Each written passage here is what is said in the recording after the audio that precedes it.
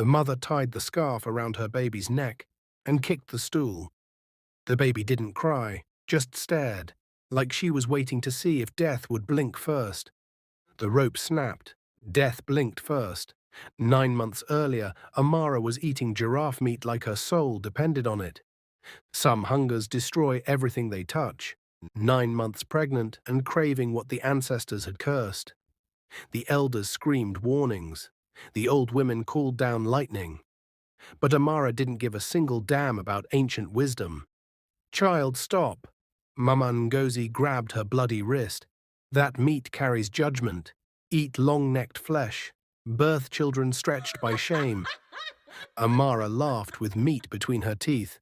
"My baby will be perfect because I am perfect." Lightning split the sky like God himself was pissed.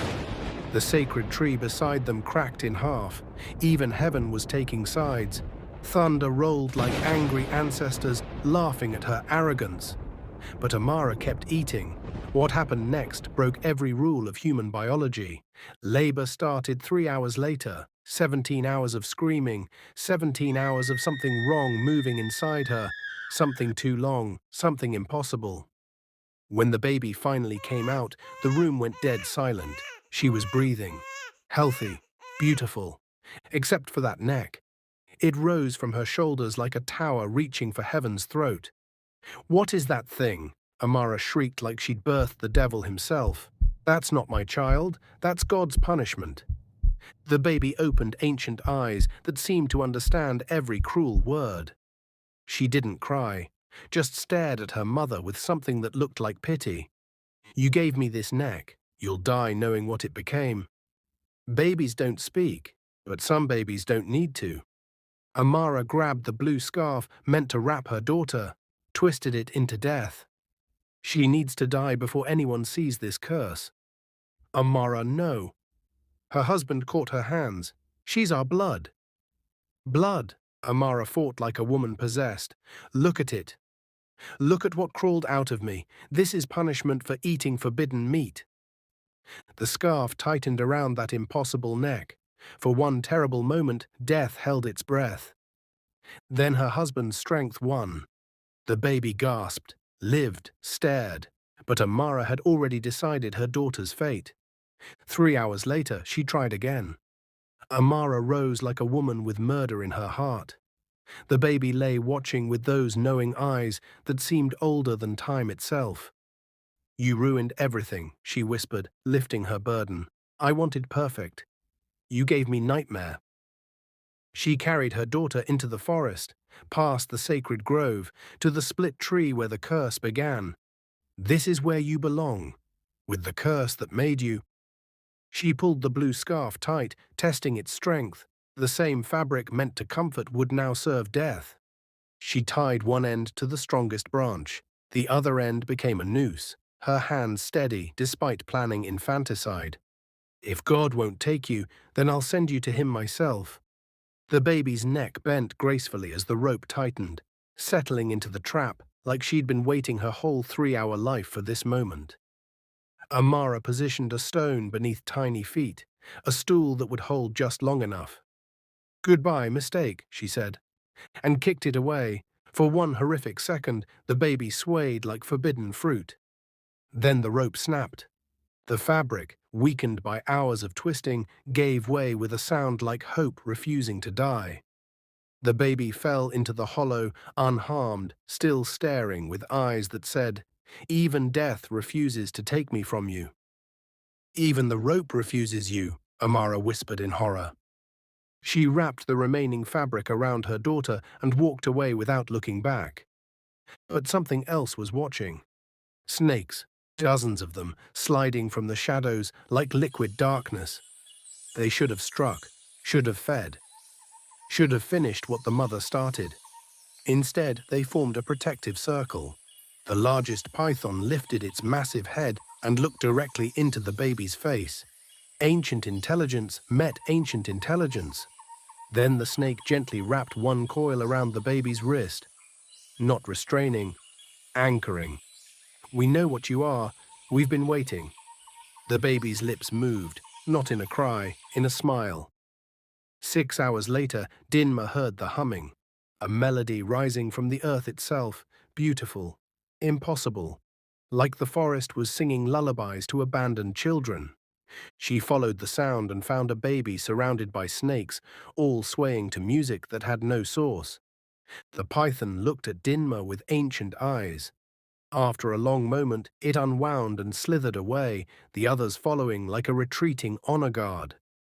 Dinma lifted the child, gasping at the impossible neck, the serene face, the eyes older than the forest itself. Chizaram, she whispered. God answered. The baby nestled into her arms, and Dinma felt something she hadn't felt since losing her own children to the flood. Purpose. As they walked away from the cursed tree, the melody followed them, a tune that would one day heal millions. But that night, whispers spread like poison through the village. Amara's demon child survived the hanging. The rope itself rejected her evil. The snakes have chosen their queen. And in her house, Amara sat staring at empty hands that still remembered rope. She had tried twice to kill her daughter, strangling, then hanging. Both times, something greater had intervened. At both times, the child had looked at her with those ancient eyes that promised, "You gave me this neck. You'll die knowing what it became." Some children are born to be thrown away, and others are thrown away because they're too powerful for the people who lose them. She didn't give birth to a baby. She gave birth to her own judgment. The neck you tried to break became the crown you'll never wear. Some children are thrown away because they're too precious for the people who lose them. Dinma had not spoken in 7 years, not since the river took her husband and 3 children. She screamed their names until her voice broke, then chose silence over words that couldn't resurrect the dead. But holding this impossible child stirred something in her throat. Truth. "They'll call you cursed," she told the baby, her voice rusty but strong. "But I know cursed children. Mine were cursed by water. You're marked by something else entirely." Chizaram's eyes tracked to her face. In those depths, Dinma saw not baby innocence, but something that looked like ancient wisdom. "You understand exactly what you are." The first 8 years passed in protective silence. Dinma raised Chizaram like a secret wrapped in prayers. She kept that neck hidden beneath scarves and high collars, taught her to move gracefully despite impossible proportions, to speak softly so her voice wouldn't draw stares, to smile in ways that made people forget to stare. But extraordinary things refused to stay hidden. The school notice came like a death sentence. All children must attend, no exceptions. "She can learn at home," Dinma told the messenger, her voice steady as stone. "The law is the law, Mama Dinma." The man's eyes gleamed with cruel curiosity. "Besides, we've heard stories. The village wants to see what you've been hiding." That night, they sat under stars that seemed close enough to touch. "Tomorrow will be hard," Dinma said. "They'll stare. They'll whisper. Some will be monsters." Chizaram nodded, already beautiful in ways that made people uncomfortable, too elegant, too aware, too impossible. "Will you be ashamed of me?" "Never. I'll be heartbroken if you let their fear make you forget what you are." "What am I?" "The answer to a prayer I didn't know I was praying." The first day of school began with screaming. Chizaram walked into the classroom like royalty entering court. The screaming came from children who saw her neck and reacted like they'd seen the devil himself. "Monster!" shrieked Kalechi, pointing with a trembling finger.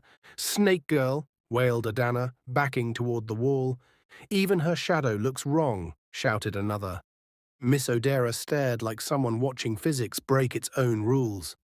"Perhaps we should call your mother," she stammered. "My mother knows where I am," Chizaram replied with devastating calm. "But surely you belong with other children like you." "There are no other children like me." The simple truth silenced the room harder than any teacher's scolding. She was right. In all the world, there was only one child with a neck that defied nature. Only one girl who moved like water and spoke like wind. The screaming stopped. The staring never did. By week's end, she had a nickname that would follow her into legend: Giraffe Girl. They chanted it during breaks, giraffe girl, neck so long it makes you hurl." They whispered it in corridors. I heard she sleeps standing up like a real giraffe. They sang it during games. Giraffe girl, why don't you leave this world?" But the cruelest moments came during lunch. First time, they pointed and whispered. Second time, someone threw rice at her neck like feeding animals at a zoo. Third time, they dumped an entire water pot over her head. "We're helping you drink. Your neck is so long, the water probably evaporates before it reaches your stomach." Chizaram sat motionless as water dripped from her impossible neck, uniform soaked, dignity intact. She didn't cry, didn't run, didn't fight back. She simply stood, gathered her things, and walked away with the grace of someone who'd learned that reactions were rewards for cruelty. But silence was making her stronger. When children mocked her walk, she walked more gracefully. When they imitated her voice, she spoke more softly.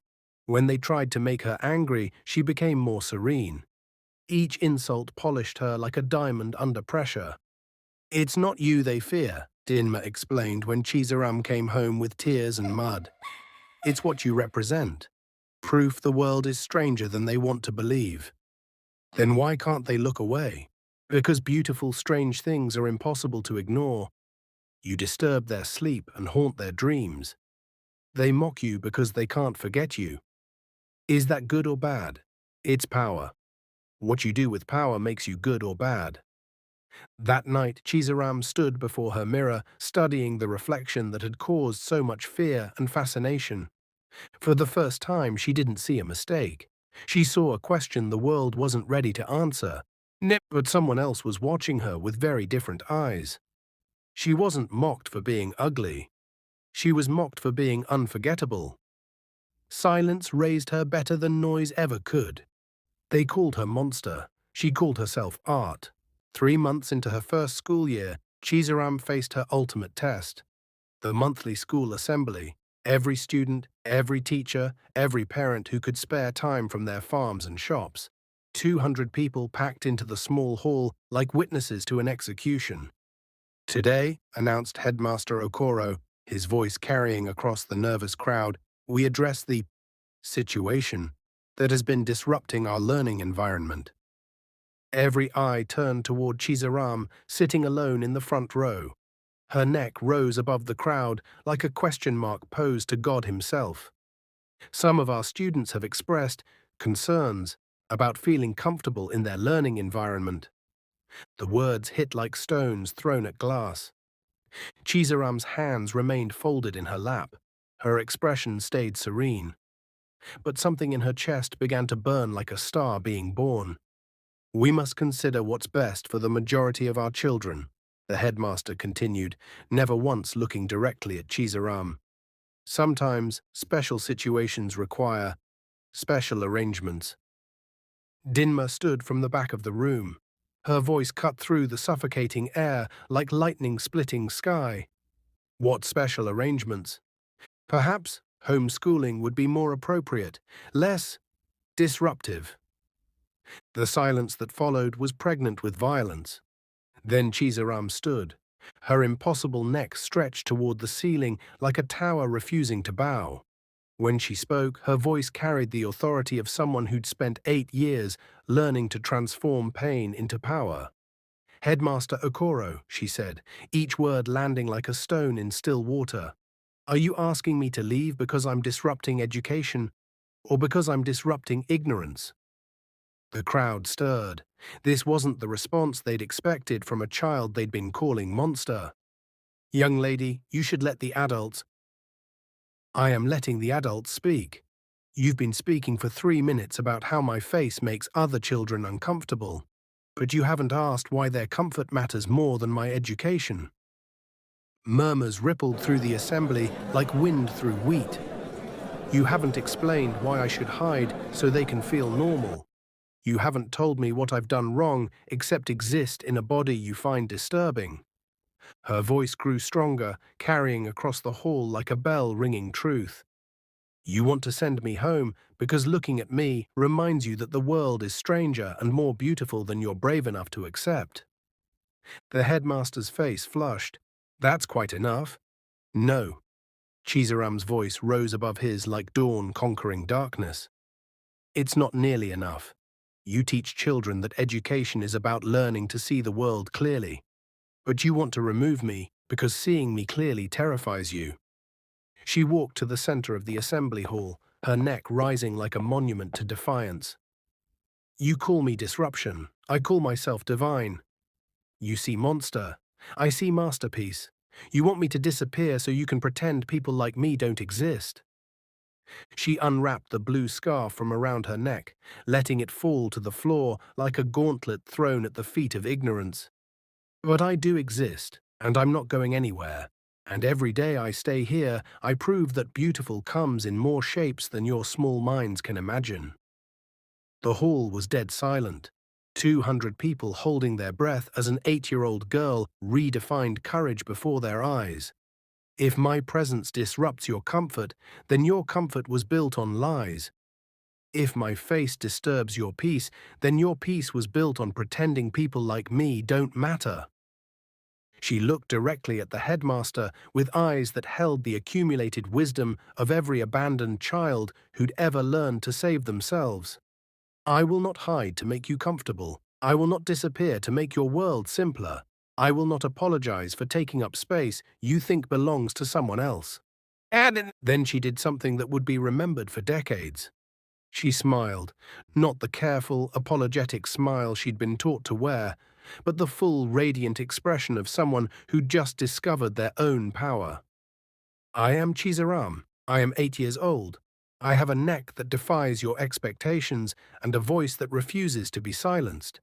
And I'm exactly who I was meant to be. The applause started slowly, one person, then another. Then a wave of recognition washing over the assembly as people understood they'd just witnessed something extraordinary. A child teaching adults how to see. But the voice that mattered most came from the back of the room. She stays. Dinma's words cut through the applause like a sword through silk. She stays, and every child who has a problem looking at her can learn that the world is bigger than their comfort zone. The headmaster stammered, but the other parents. The other parents can explain to their children why they raised them to fear difference instead of celebrate it. When the assembly ended, something fundamental had shifted. Chizaram didn't return to her seat. She walked out of the hall with her head high and her neck stretched toward heaven, carrying herself like someone who'd just won a war without firing a shot. Behind her, whispers followed, like the sound of minds changing. Did you see how she stood? That child has more courage than most adults. Maybe we've been wrong about what makes someone beautiful. That night, Dinma found Chizaram sitting by the window, staring at stars that seemed close enough to touch. How do you feel? Like I just learned the difference between hiding and healing. What's the difference? Hiding makes you smaller, healing makes the world bigger. From that day forward, something changed in how people looked at Chizaram. Not everyone learned to love her, but everyone learned to respect her. More importantly, she learned something about herself that would carry her through everything that followed. Some voices are too important to silence, some necks are too strong to break, some children are too powerful to throw away. She didn't ask for acceptance, she demanded recognition. The assembly came to judge her, she left having judged them. That day, an 8-year-old taught adults how to see. Obiora had been sketching Chizaram for 2 months before finding courage to show her. It started after she destroyed that assembly. He sat in the art room's back corner, trying to capture her neck's impossible geometry, watching her move through halls like liquid grace given form. His first attempts were disasters, anatomically impossible sketches that looked more mythological than human. But Obiora was an architect's son. He understood impossible structures required impossible solutions. More importantly, he understood that some things were built to defy conventional wisdom. By month's end, he'd filled 3 sketchbooks with studies from every angle. Chizaram reading, thinking, defending herself with quiet dignity. In every image, her neck wasn't an aberration. It was the central element that made everything else make sense. You're obsessed, his friend Kalichi observed. It's weird. I'm not obsessed. I'm studying perfection. That girl, she's a freak of nature. Obiora's charcoal stopped moving, his jaw tightened with controlled fury. Have you seen the Sagrada Familia? The what? Cathedral in Spain. Took over a century to build. Reaches higher than any sensible building should, with proportions that defy every rule. He held up his sketch, studying Chizaram's neck against afternoon light. But when you see it, you understand normal was never the point. Some things are built to touch heaven. You're comparing her to a building. I'm comparing her to art that makes people believe in God. Kalechi shook his head. You're as crazy as she is. Maybe, but I'd rather be crazy than blind. That afternoon, Obiora made a decision that would change both their lives. He chose his best drawing, Chizaram beneath the mango tree, neck creating a perfect S-curve as she looked toward something only she could see. Her scarf caught invisible wind, expression holding the serene confidence of someone who'd figured out an answer the world was still seeking. It was the face of someone who'd stopped apologizing for existing. He photographed it, printed it using paper he'd saved money to buy, then walked directly to her desk before he could lose his nerve. This is you.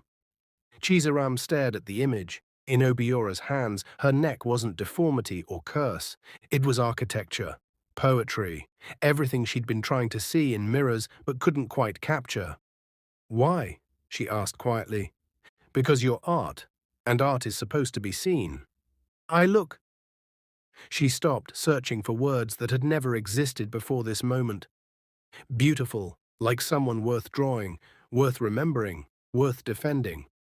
She studied the image again, seeing herself through eyes that held no mockery, no pity, no desire to change or fix or improve her. Just appreciation for what was. Can I keep this? It's yours. It was always yours. I was just the one holding the charcoal. That afternoon changed everything. For the first time since starting school, Chizaram found herself in conversation with someone who wasn't trying to hurt her, heal her, or understand her condition. Someone who simply saw her. Do you really see me that way? Or are you being kind? Obiora considered seriously. Understanding his answer would matter more than most words ever mattered. I see you the way a cathedral sees the sky, like something built specifically to reach it. But I'm not built. I'm born wrong. Number, you're built right for something the rest of us haven't figured out yet. He pulled out his sketchbook, showing page after page, Chizaram in every light, every mood, every expression. In each drawing, her neck was rendered not as aberration, but as the feature that made everything else make sense.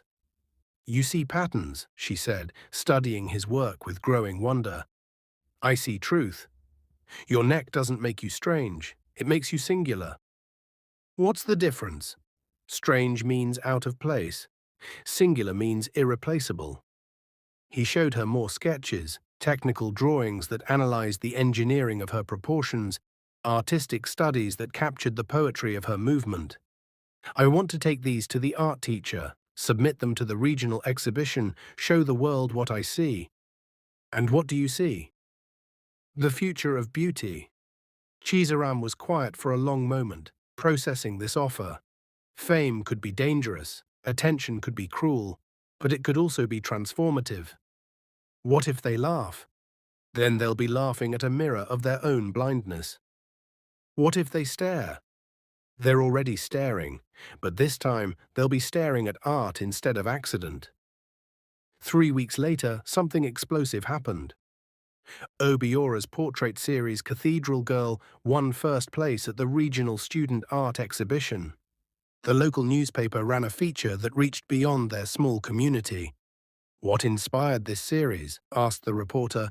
Meeting someone who taught me extraordinary was better than ordinary. Most people see what's wrong with the world. She showed me what's right with it. And you, Chizaram? How does it feel being the subject of award-winning art? Like someone finally learned how to look.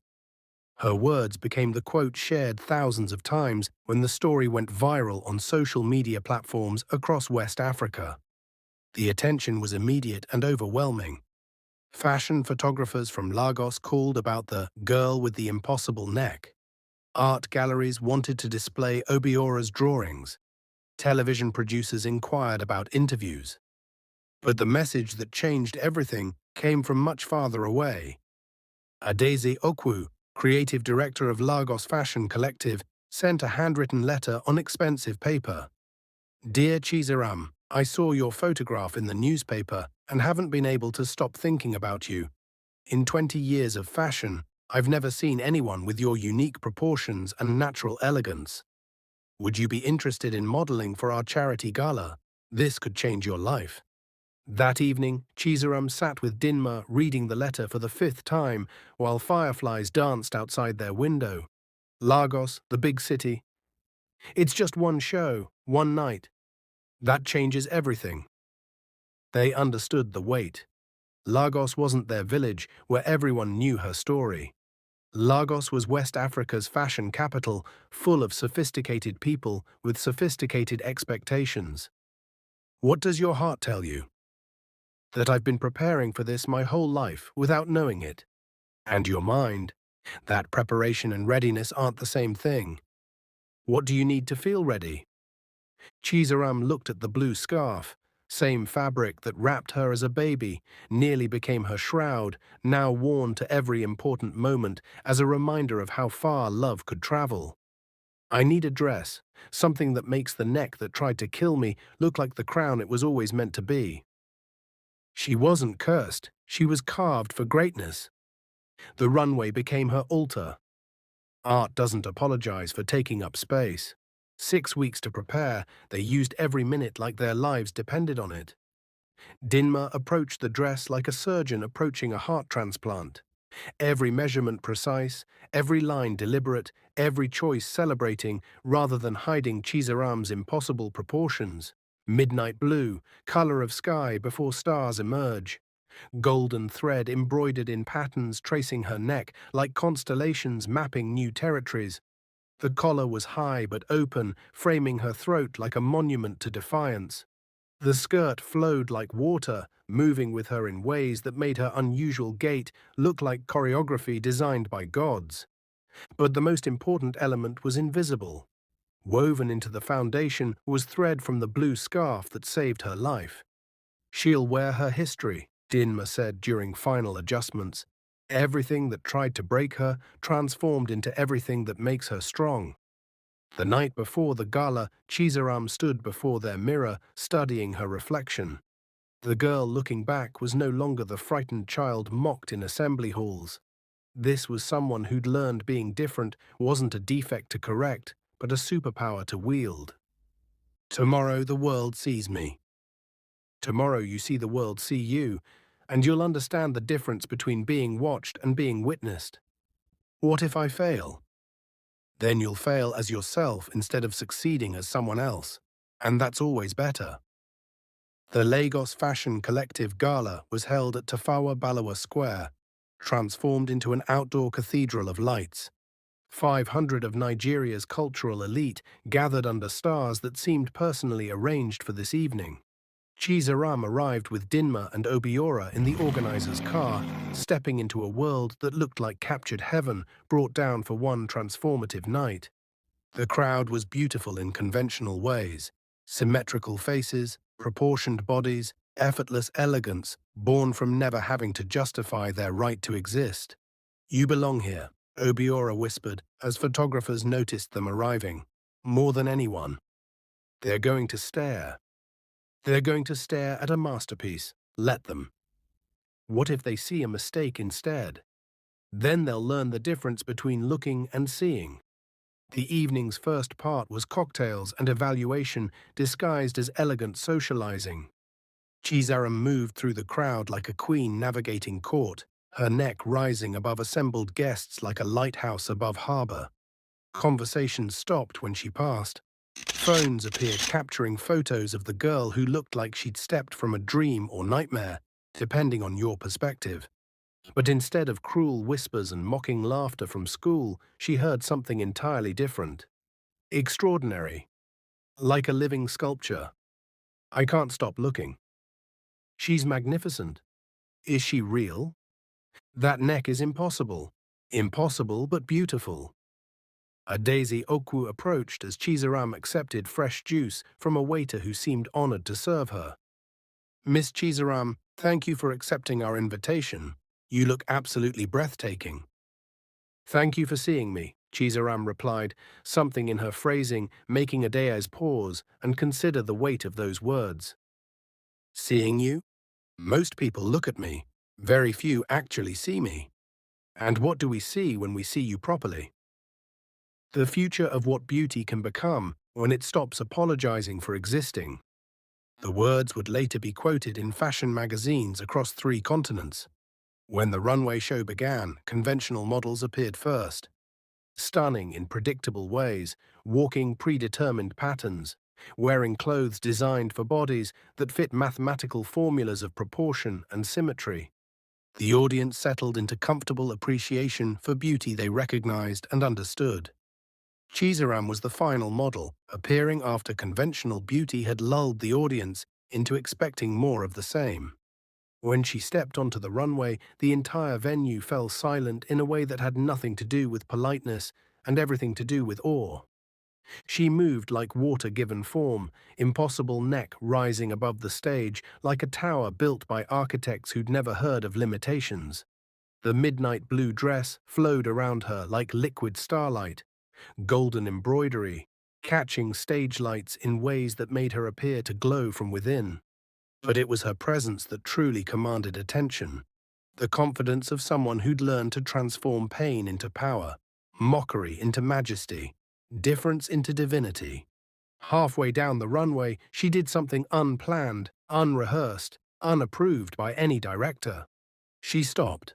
For a long moment, she simply stood there, allowing the audience to see her completely, to understand what they were looking at, to process the reality of someone who'd taken everything the world called wrong and transformed it into something the world couldn't look away from. Then, with deliberate ceremony, she reached up and began unwrapping the golden scarf. The audience held its breath as more and more of her neck was revealed, not hidden beneath fabric or disguised by clever tailoring, but displayed in all its impossible, elegant glory. When the scarf was completely removed, she held it above her head like a banner of victory, then let it fall to the runway floor like a gauntlet thrown to the universe. The message was unmistakable. This is who I am. This is what you tried to make me ashamed of. Look at it. See it. Understand that your version of normal was never the point. The silence stretched for what felt like hours but was probably seconds. Then someone began clapping. One person, then another, then dozens. Then the entire venue erupted in applause that seemed to shake the earth's foundations and announce to heaven that something fundamental had shifted. They weren't just clapping for a model who'd completed her walk. They were applauding a manifesto made flesh, a declaration of independence from every narrow definition of beauty that had ever made a child feel less than divine. Chizaram walked to the runway's end, where she stopped again and looked directly into cameras broadcasting the show live across social media platforms that would carry this moment around the world. I am Chizaram Dinma, she said, voice carrying clearly through the venue without amplification. I was born with a neck that defies expectations. I am 10 years old, and I am here to tell you that different is not wrong. Different is divine. She paused, letting the words settle like seeds in fertile ground that would grow into movements. If you have ever been told you are too much or not enough, too strange or too plain, too loud or too quiet, this is for you. You are not a mistake. You are not a problem to be solved. You are a masterpiece, waiting for the world to develop better eyes. The applause that followed wasn't just appreciation, it was recognition. 500 people acknowledging they'd just witnessed something that would change how they saw beauty, difference, and the courage required to exist as yourself in a world that profits from your insecurity. Within minutes, #DifferentIsDivine was trending across 3 continents. Within hours, the video had been viewed by millions. Within days, modeling agencies from Paris to New York were calling. The girl who'd been abandoned for looking different was about to become famous for the exact same reason. But the moment that mattered most came backstage after the show. A small girl approached through the crowd. She couldn't have been more than 6, with a facial birthmark covering half her face, led by parents who looked nervous but determined. "Miss Chizaram," the little girl whispered, "my mama said you might understand." Chizaram knelt gracefully, bringing her impossible proportions down to child level. "Understand what, sweet girl? Why people stare at me, and why that's okay. What's your name?" "Blessing, but kids at school call me Half-Face." Chizaram's heart broke and mended simultaneously. "And what do you call yourself?" "I don't know yet." "Well, Blessing, let me tell you a secret. When I was your age, they called me Giraffe Girl. I thought it was an insult." "Isn't it? Number giraffes are the most elegant animals in Africa. They see farther than anyone else because they're brave enough to stand tall. And you know what? What? Your face isn't half anything. It's double beautiful. You have twice the courage, twice the strength, twice the story to tell." Blessing smiled, the first completely unguarded smile her parents had seen since she started school. "Will I be famous like you?" "You don't need to be famous to change the world. You just need to remember that different isn't wrong. Different is divine." As Blessing and her parents disappeared back into the crowd, Chizaram felt something settle in her chest that she'd never experienced before. Purpose beyond herself. This wasn't just about her neck anymore.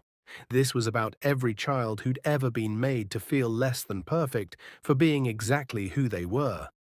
3 hours later, as the venue emptied and stars reclaimed the sky, Chizaram sat in the car with Dinma and Obiora, processing what had just occurred. Her phone buzzed constantly with notifications, interview requests, and messages from around the world. But she ignored them all, focused instead on the quiet miracle of being loved by people who saw her clearly. "How do you feel?" Dinma asked. "Like I just discovered what I was born to do." "And what's that?" "Catch falling children before they hit the ground." Obiora pulled out his sketchbook and began drawing by moonlight. Not her face this time, but her hands reaching upward, neck stretched toward heaven, position of someone ready to catch whatever the world might throw away. The sketch would later become the logo for the foundation that would save millions. "Different is divine" became the prayer she taught the world. The scarf that nearly killed her became the banner that freed millions. She didn't just walk a runway, she walked into history. 3 months after the runway show, the world discovered Chizaram wasn't just a beautiful anomaly who'd captured hearts with a single moment. She was a business prodigy with the mind of a revolutionary and the strategic thinking of someone who'd spent a lifetime turning disadvantages into weapons. The offers flooded in like a tsunami of opportunity. Vogue wanted covers. Paris Fashion Week extended invitations. Modeling agencies offered contracts that would make her wealthy before her 11th birthday. Hollywood producers called about biographical films, but Chizaram had other plans entirely. "I don't want to be a model," she told the gathered representatives in Dinma's small living room, now transformed into an impromptu boardroom. "I want to be a movement." Confusion crashed across their faces like a wave hitting an unexpected shore. "What do you mean exactly?" asked Elite Model Management's representative, a woman accustomed to working with teenagers who wanted fame and fortune, not social revolution. "I mean, putting one different girl on magazine covers doesn't change millions of different children still hiding in shame across this continent and beyond. I want to build something that catches them all." "But you're only 10 years old," protested the Vogue editor, his voice carrying the patronizing tone of adults who believe age determines wisdom. "Old enough to know what it feels like to want to die for being different. Old enough to understand that every magazine cover I appear on should create a world where children like me never have to feel that way again." The room fell silent. These were people accustomed to working with models who wanted to escape their circumstances, not transform them for millions of others. "What are you proposing exactly?" asked the Hollywood producer. "The Chizaram Foundation for Children with Visible Differences. Medical support, educational resources, family counseling, peer mentorship programs. Most importantly, teaching the world to see extraordinary instead of abnormal. She gestured to a presentation board that Obiora had helped her prepare, complete with statistics, photographs, and architectural plans. Every year, thousands of children across Africa are abandoned, hidden, or killed because they look different. Not because they're sick or disabled, but because their families don't know how to love what they don't understand. The statistics were staggering, the photographs were heartbreaking, the scope was breathtaking. "But you're 10 years old," protested the Vogue editor again. "You can't run a foundation." "Can't what?" Her voice carried the quiet confidence of someone who'd spent a decade proving people wrong. "Can't understand what these children face.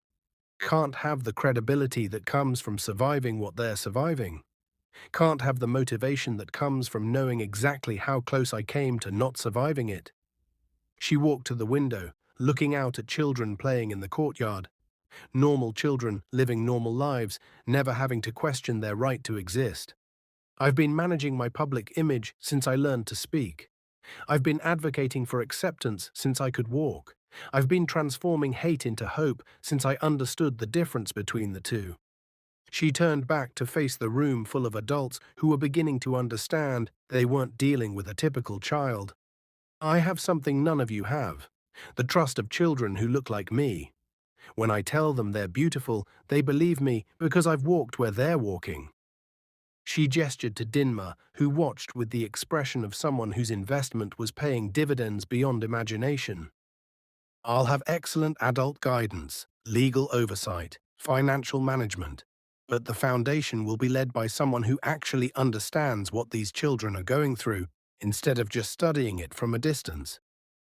"And the money?" asked Lagos Fashion Collective's representative. "Foundations require significant capital, operational budgets, long-term sustainability planning." Chizaram smiled, the expression rapidly becoming her signature, equal parts sweetness and steel. "I'll take the modeling contracts, all of them. But instead of buying luxury for myself, I'll use the income to fund change for everyone who needs it." She pulled out a business plan that would have impressed Harvard MBA students. Modeling fees fund operations, speaking engagement fees fund expansion, book royalties fund research, movie rights fund construction. Every penny I earn goes toward building a world where no child ever has to survive what I survived. The, the Vogue editor leaned forward, his skepticism beginning to crack.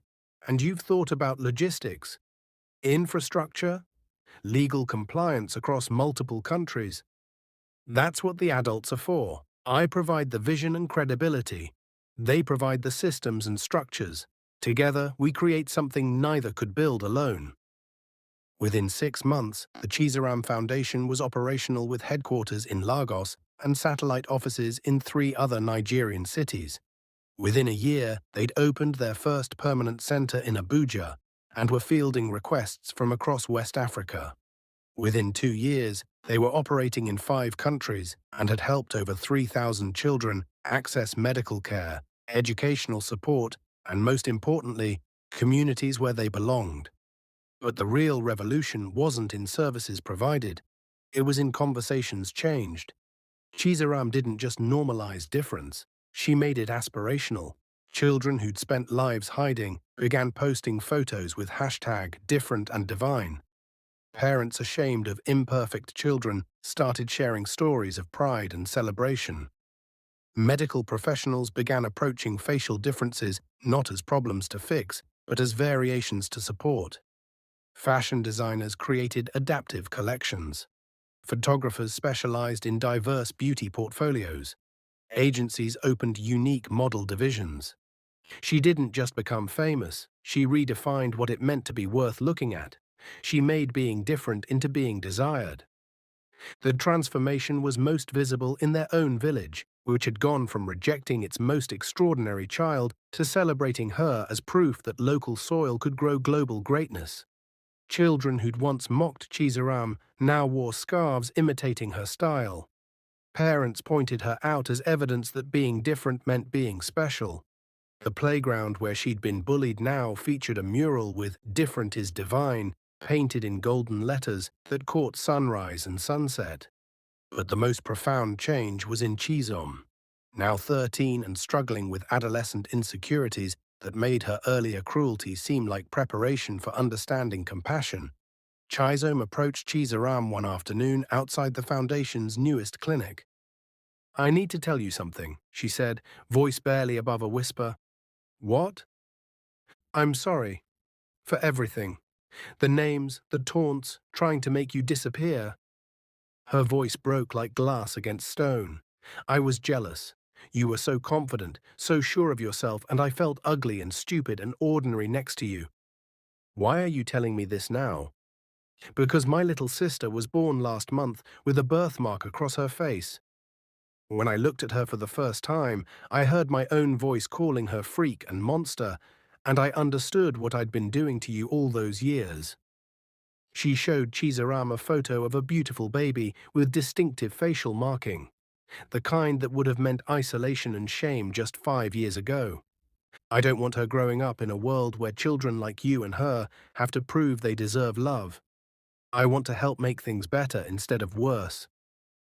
"What are you asking for?"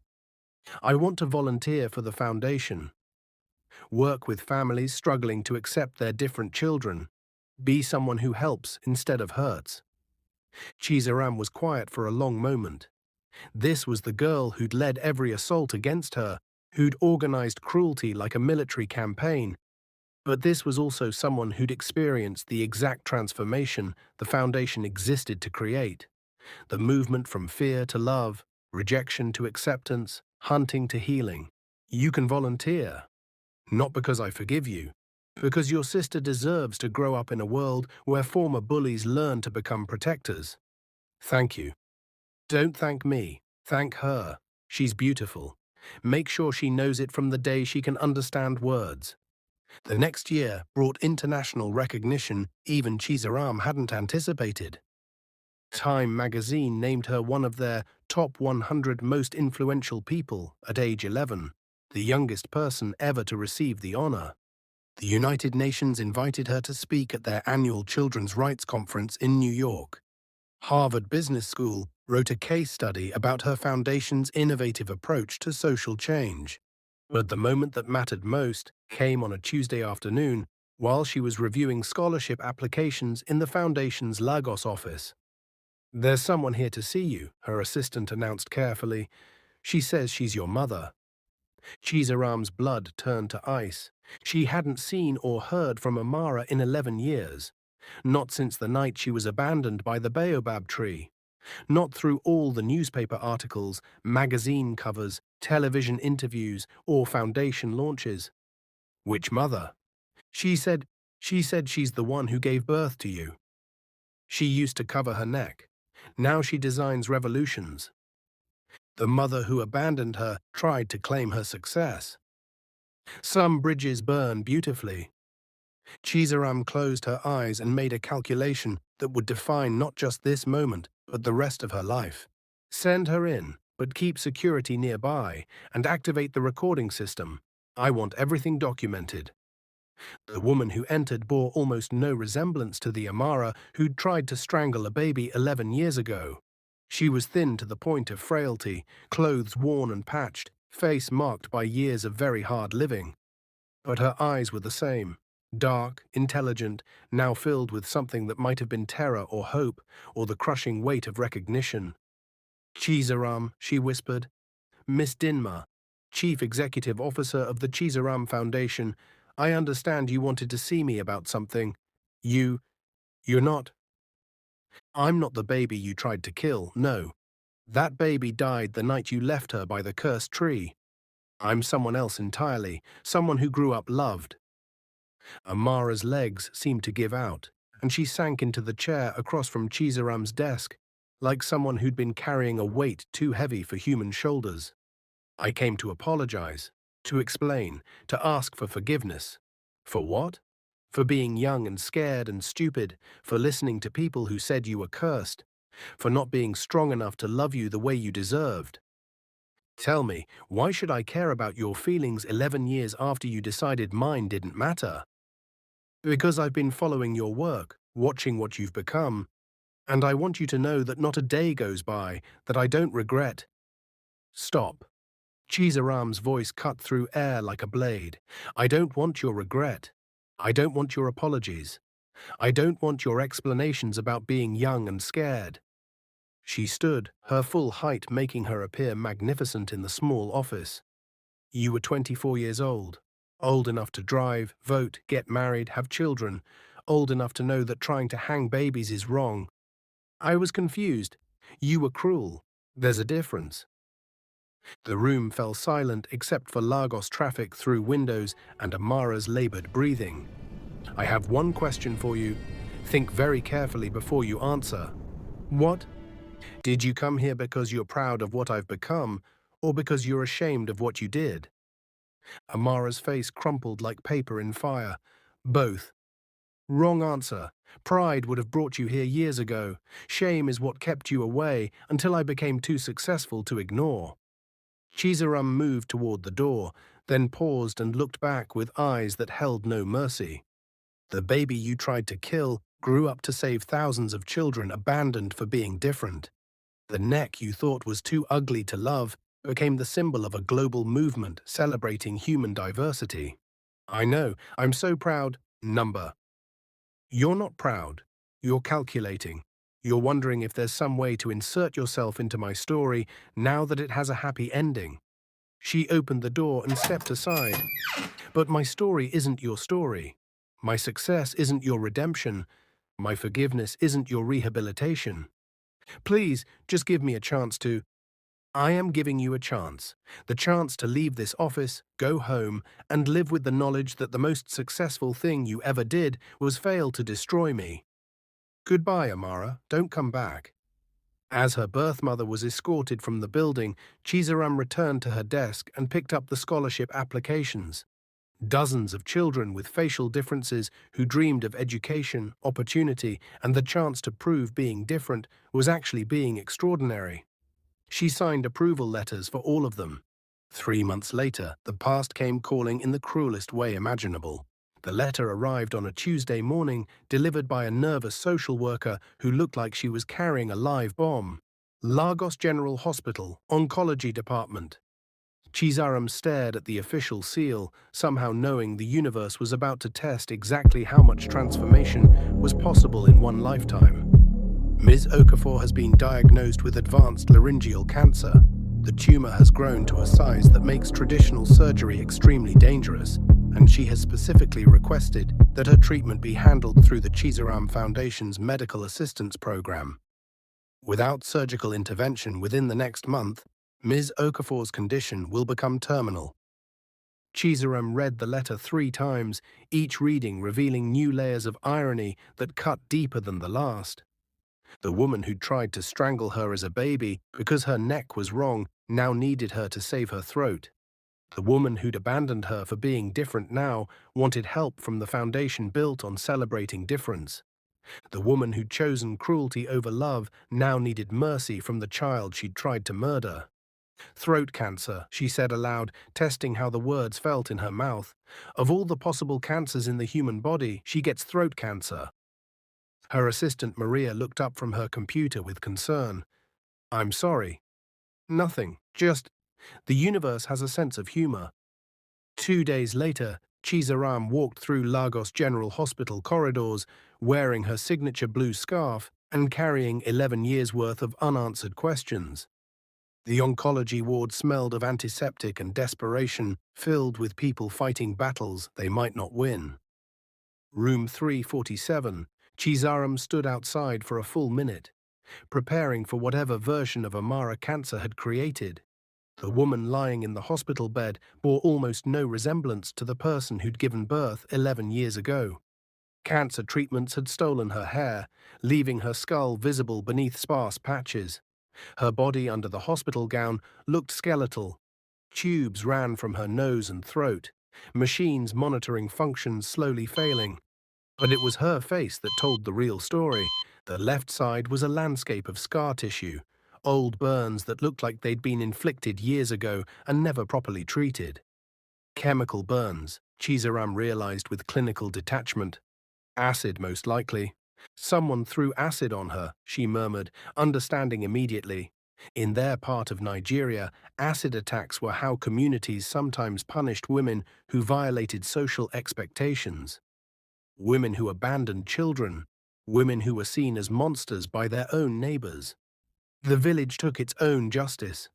Amara's eyes opened, the same dark, intelligent eyes, now filled with pain beyond physical suffering. Chizaram, she whispered through the voice box, allowing her to speak around throat tubes. Yes. You came. I came to see what cancer did to the woman who tried to kill me. Amara flinched, as if the words were physical blows. I deserved that.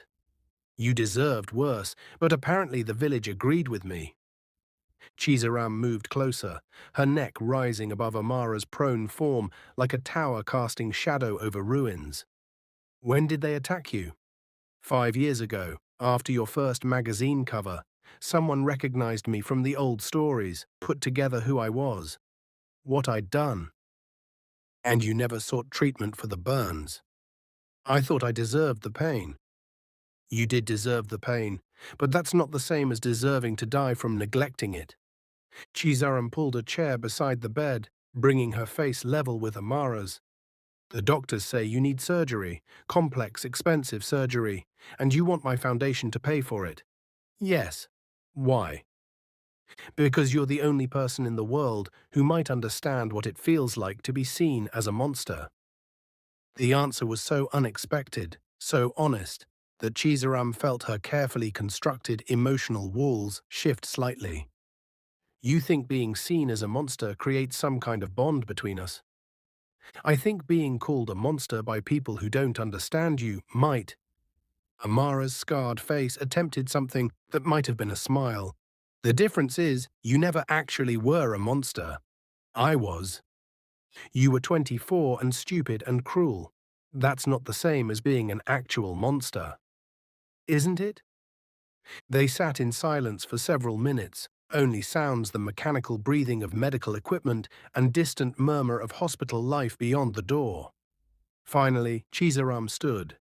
The foundation will cover your surgery and rehabilitation, not because you deserve it, but because everyone deserves access to healthcare regardless of their past actions. Amara's eyes filled with tears.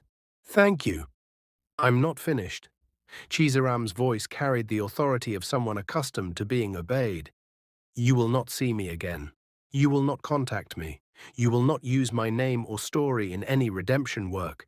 But if you recover, if you live through this, you will work with the Foundation's family counseling department, behind the scenes, not as the woman who tried to kill Chizaram, but as someone who learned from her mistakes. She moved toward the door, then paused and looked back. You said you want to undo damage. You can't undo what you did to me, but maybe you can prevent it from happening to someone else. Will you ever forgive me? Chizaram considered the question that had haunted them both for 11 years. Forgiveness isn't something you earn or deserve or get awarded for good behavior.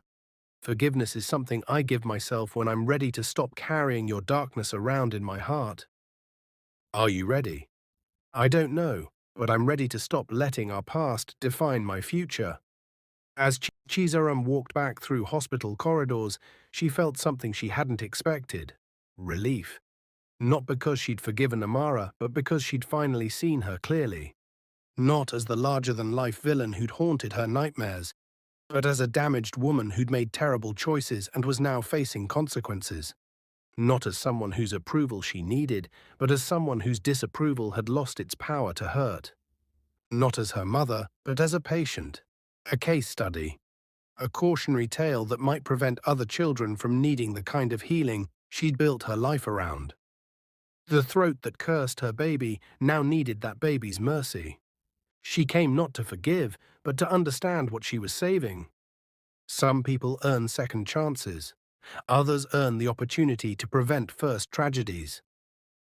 At 15, Chizaram stood before the United Nations General Assembly in New York, her neck rising above the podium like a question mark posed to the world's most powerful people.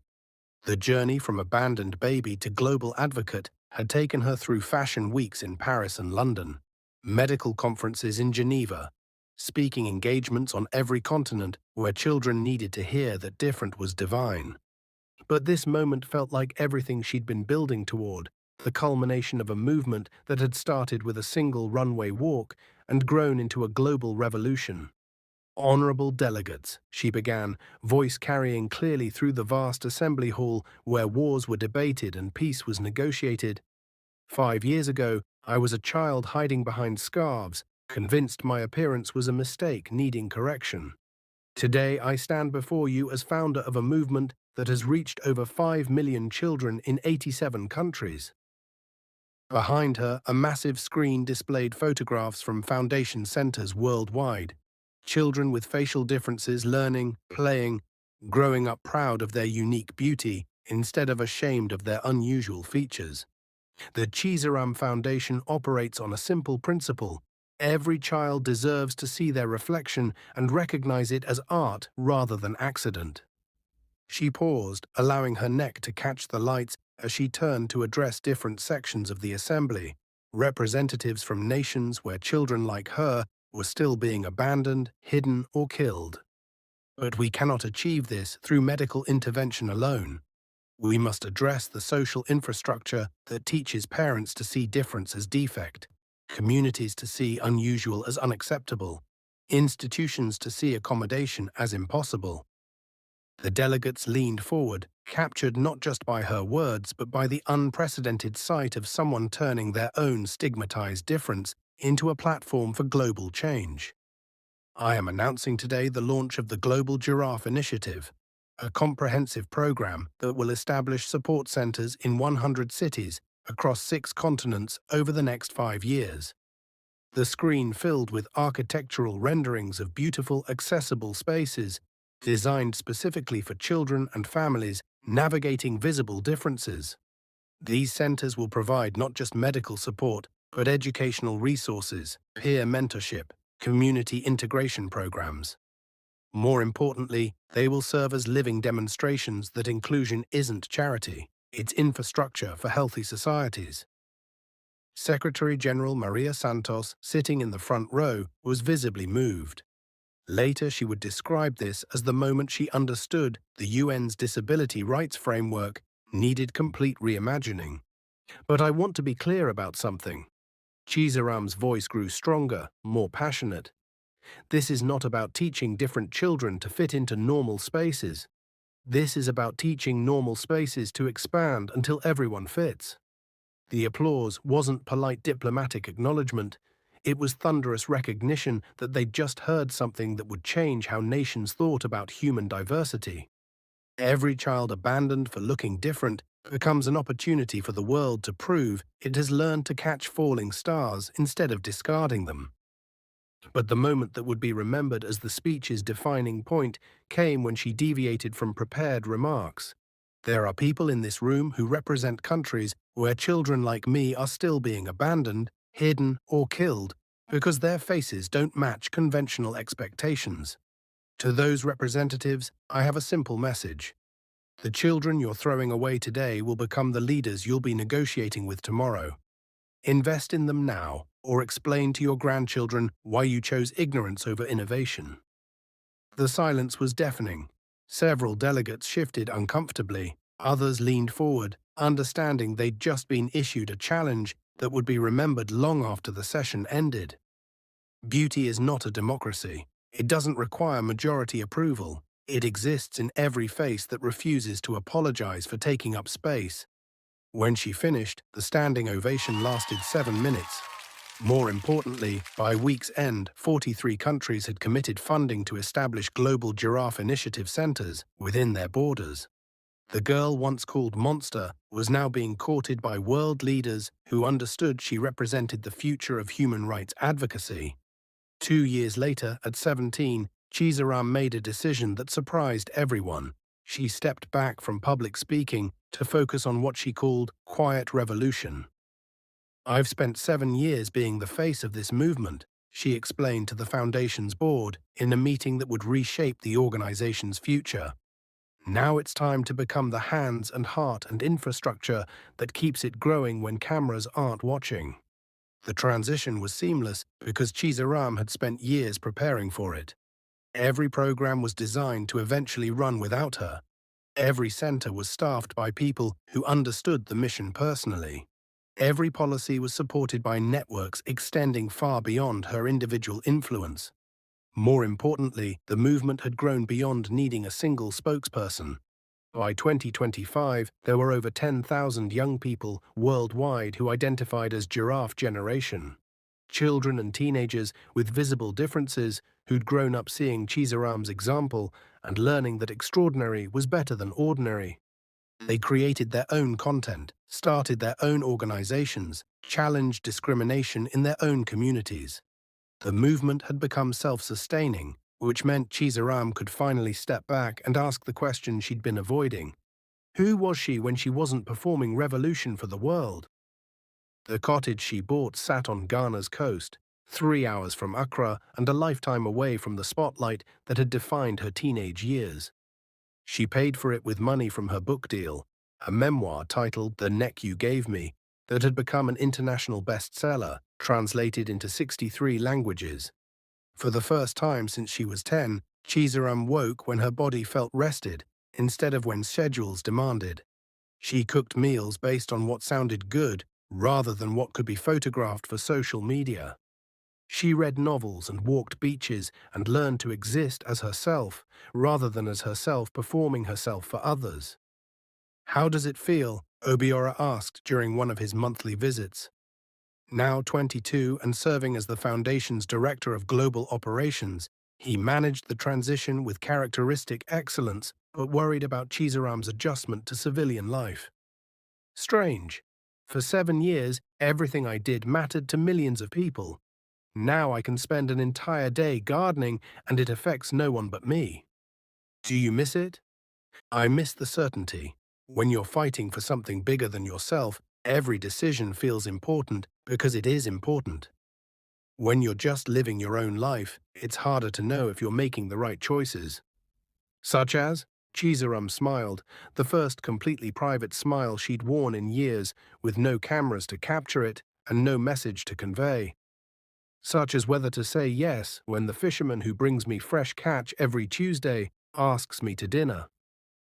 Their first date was awkward in the way all first dates are awkward, but especially when one person is internationally famous for their unusual appearance and the other is a fisherman who'd never heard of the Global Giraffe Initiative.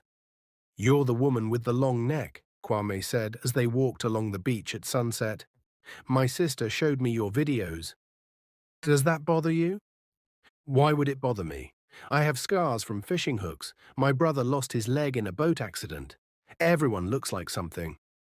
It was the most liberating thing anyone had ever said to her. "What do I look like?" she asked. "Like someone who forgot how to smile for herself, instead of for cameras. Is that fixable?" "Everything's fixable if you want it fixed." Their courtship unfolded over 8 months of evening walks, morning coffee, conversations that had nothing to do with advocacy, policy, or changing the world. Kwame treated her extraordinary neck as just another part of her physical landscape, no more noteworthy than her height or the sound of her laugh. "Don't you have questions?" she asked one evening as they sat on her porch watching stars emerge like scattered diamonds. "About my childhood, my work, my condition." "I have one question." "What?" "Are you happy right now, in this moment, sitting here with me?"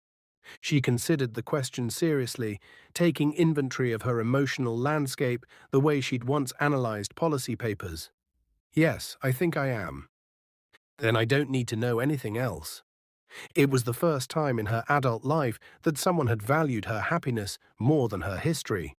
They married on the beach 2 years later, in a ceremony deliberately small and intentionally private. 50 guests, no media, no speeches about representation or inspiration. Just two people who'd found in each other the possibility of a life that belonged to them instead of to the world's expectations.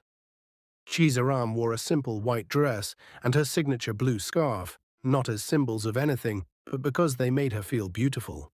Kwame wore traditional kente cloth and a smile that hadn't left his face since she said yes.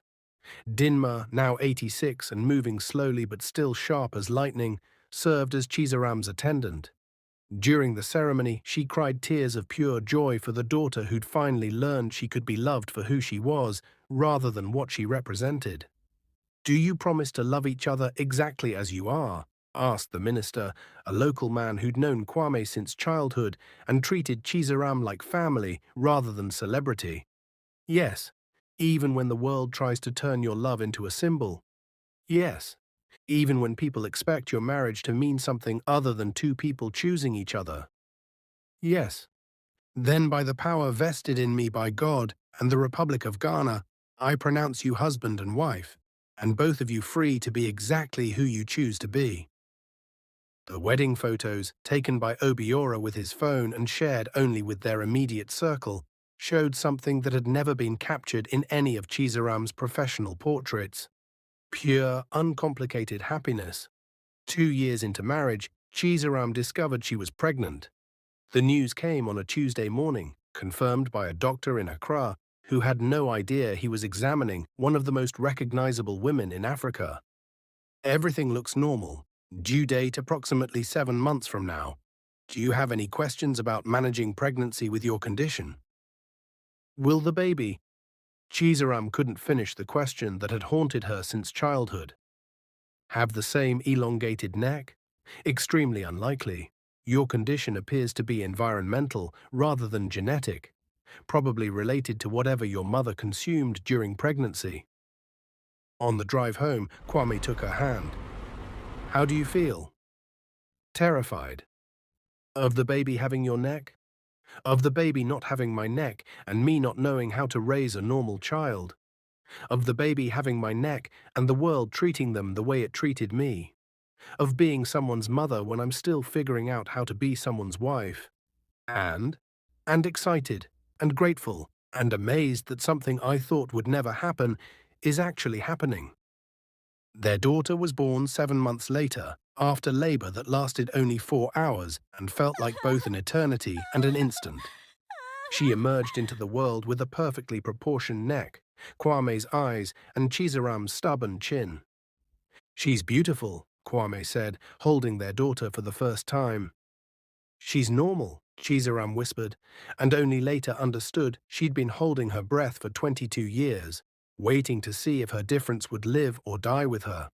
"She's ours," Kwame corrected. "That's all that matters." They named her Dinma, after the woman who'd proved mothers are made by choice rather than biology. Little Dinma grew up knowing she was loved, but not knowing she was special in any way the world would recognize. Her parents were careful to give her a childhood that belonged to her rather than to anyone's expectations about who the daughter of the former giraffe queen should become. But she also grew up seeing the steady stream of visitors who came to pay respects to her mother. Young people with visible differences who wanted to say thank you. Parents who needed advice about raising different children. Researchers who wanted to understand how one person's refusal to hide had transformed global conversations about human worth. "Mama," she asked one day when she was 7, watching her mother say goodbye to a family who'd traveled from Senegal to meet her, "why do people always want to touch your neck?" "Because it helped them learn that looking different doesn't mean being less important." "Will people want to touch my neck too?" "Only if you want them to. Your neck belongs to you. You get to decide who sees it and who touches it, and what it means." "What does your neck mean?" Chizaram knelt beside her daughter, bringing her elongated frame down to child level.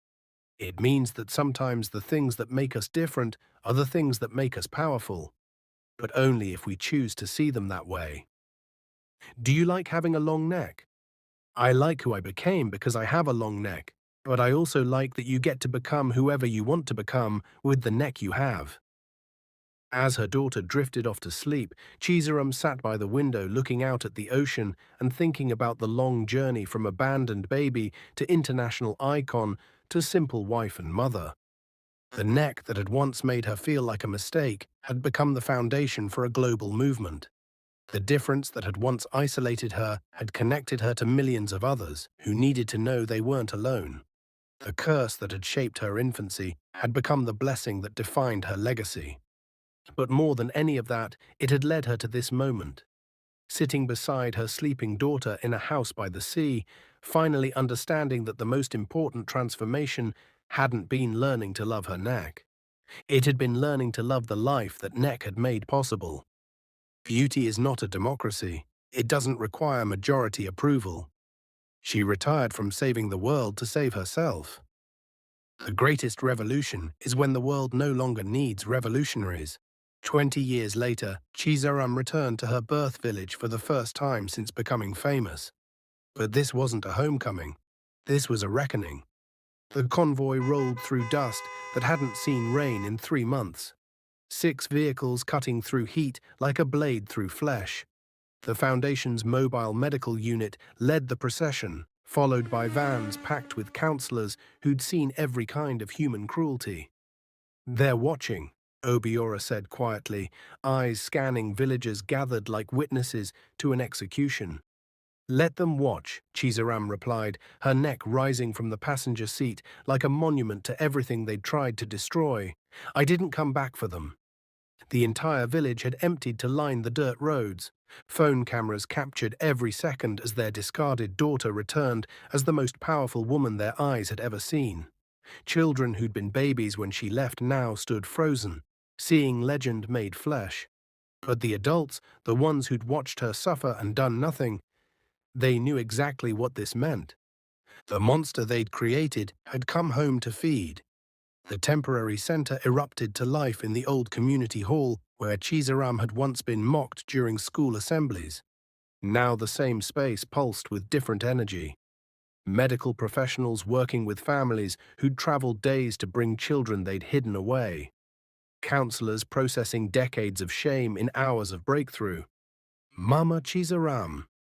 The voice cut through organized chaos like sunlight through storm clouds. Chizaram turned to see a girl of maybe 6, facial cleft making her speech musical in ways that defied conventional beauty standards. "Hello, little one. What's your name?" "Nkechi. Mama says you have a long neck like my cousin, but yours is prettier." Chizaram knelt gracefully, her impossible proportions creating perfect symmetry with the child's eye level. "Thank you, Nkechi. I think your smile is prettier than anything about me. Mama says you're going to help me talk better." "We're going to help you talk however feels right for you. And if the world has trouble understanding you, we'll teach the world to listen harder." The girl's mother approached, tears cutting tracks through dust on her cheeks. "Miss Chizaram, when Nkechi was born, the midwife said she'd never be normal. We almost—" the words choked off. "But you didn't," Chizaram said with devastating gentleness. "You kept her. You loved her. You brought her here. That makes you exactly the kind of mother every child deserves." In the corner, someone who'd once called her Snake Girl watched and finally understood the magnitude of what they'd lost. The most explosive moment came when Chizom arrived. Chizaram's former tormentor approached hesitantly, carrying a 4-year-old whose face showed the delicate scars of multiple surgeries. Beautiful work, expensive work. Work that spoke of love, learning to overcome fear. "Chizaram," Chizom whispered, voice barely audible above the center's activity. "This is my daughter, Amara." The name hit like lightning splitting sky. Amara, the same name as Chizaram's birth mother. "She's beautiful," Chizaram said, meaning every syllable. "The surgeries helped, but people still stare. Still whisper. I know what I put you through, and now I understand what it feels like when they hunt your child instead of someone else's." "What does it feel like?" "Like drowning while everyone else breathes. Like watching your baby's light die every time someone looks at her with pity instead of wonder." Chizaram studied her former enemy's face, seeing genuine anguish where once there'd been casual cruelty. This was what transformation looked like when pain became purpose. "What do you want from me, Chizom?" "I want to know how to be the mother to her that no one was to you. I want to learn how to make her proud of her face instead of ashamed of it." "Why should I help you?" "Because she doesn't deserve to pay for my ignorance. Because children shouldn't suffer for their parents' blindness." Chizaram looked at little Amara, who watched their conversation with the serious attention of someone who understood that important decisions were being made about her future. "Can you say my name, Amara?" "Miss Giraffe Lady," the girl replied, and both women laughed despite the emotional weight. "Close enough. Do you know why people call me that?" Amara shook her head. "Because your neck is really, really long." "That's right. And you know what I learned about having something different about my face?" "What?" "I learned that different doesn't mean wrong. It means special. It means you get to teach people that beautiful comes in more shapes than they thought possible." The predator's daughter would grow up protected. The cycle would break here. As the day wound toward sunset, Chizaram stood before the assembled crowd to make an announcement that would redefine their reality. 20 years ago, she began, voice carrying clearly across the gathering, a baby was abandoned in these hills because she looked different. That baby survived because someone chose love over fear. The crowd listened in complete silence, many hearing the full story for the first time. Today, I return to announce the establishment of the Dinma Memorial Center for Children with Visible Differences, a permanent facility that will ensure no child is ever again abandoned for the way they look. She gestured toward the hills behind the village, where construction crews had already begun laying foundations for something that would change everything.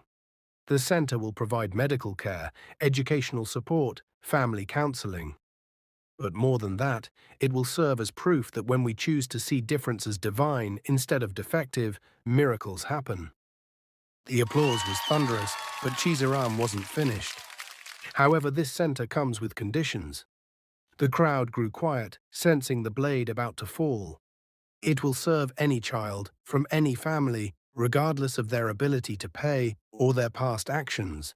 But it will not serve communities that continue to practice abandonment, discrimination, or cruelty toward children with differences.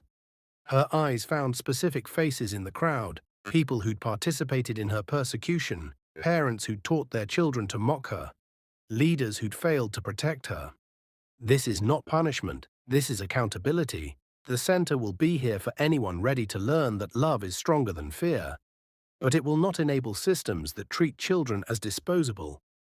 The message was crystalline: transform or lose access to the miracle they'd never deserved. As families dispersed and evening settled over the village that had shaped her in ways both terrible and transcendent, Chizaram found herself standing alone beside the construction site. "Proud of what you're building?" Obiora approached, his voice carrying the satisfaction of someone who'd watched justice take architectural form. "Proud isn't the right word, hopeful maybe, that this place will become what it could have been all along. And if it doesn't, then the center will serve children from places that are ready to change. Geography doesn't determine who deserves help." They stood in comfortable silence, watching the sun set over hills that held so much of Chizaram's history. The baobab tree where she'd been found was visible in the distance, now marked with a small memorial that read, "Where love found what fear discarded." Some returns are about reconciliation, others are about making sure the past can never repeat itself. 3 months later, the Dinma Memorial Center opened to a crowd of over 2,000 people. International media swarmed the event like bees to honey. Political leaders offered speeches they'd never planned to give. Children from across West Africa performed songs celebrating diversity they'd never been taught to see. But the moment that made headlines around the world came when Chizaram approached the podium for the dedication speech. "This center bears the name of Dinma Okafor," she began, "a woman who proved families are built by choice, not chance. A woman who saw a discarded baby and chose to see potential instead of problem." The crowd hung on every word, understanding they were witnessing history being written in real time. But today, I want to talk about all the other women like Dinma. The teachers who see promise in struggling students. The neighbors who choose kindness over gossip. The strangers who help instead of stare. She paused, her neck catching afternoon light as she addressed different sections of the crowd. "Every person here has the opportunity to be someone's Dinma, to choose love when the world suggests fear, to catch falling children instead of walking past them. This center will save lives, but more importantly, it will change minds. It will teach communities that protecting our most vulnerable isn't charity, it's civilization. The speech went viral within minutes, but the line that became a global rallying cry was her conclusion. I was thrown away because someone believed love was a luxury they couldn't afford. Today, I want every child to know that love isn't a luxury. Love is the only currency that matters, and there's always enough to go around. That night, as Chizaram sat in her cottage by the sea with Kwame and their teenage daughter, she reflected on the long journey from abandoned baby to international icon, to someone who'd managed to transform her earliest wound into the world's newest healing place. The neck that had once made her feel cursed had become the crown that crowned thousands of other children. Some gifts are meant to be shared until the whole world learns to see them as gifts. In the center's memorial garden, a statue of Dinma holding a baby with an elongated neck caught moonlight like hope made visible. The inscription read, "She didn't save a broken child. She saved a future leader." She forgave no one, but she fed everyone. The Queen built a kingdom where every child wears a crown. Some people change the world, others change how the world sees itself. 3 months after returning to her village, Chizaram received the call she'd been both dreading and expecting for 27 years. "Ms. Chizaram," her assistant said quietly, "there's someone at the Institute's front gate. She says she's your mother. Security is asking what you'd like them to do." Chizaram set down her pen and looked out her office window at the construction site where the Institute was rising from red earth like a cathedral of hope. Children with visible differences played in the temporary playground while their parents attended counseling sessions. But some ghosts refused to stay buried. "Is she alone?" "Yes, ma'am. She appears to be in some distress." Chizaram closed her eyes and made the calculation that would define the rest of her life. Bring her to conference room 3, have security standing by, and activate the recording system. I want everything documented. Some conversations need witnesses, others need evidence.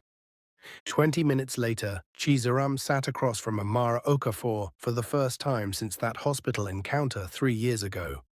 The woman before her was almost unrecognizable.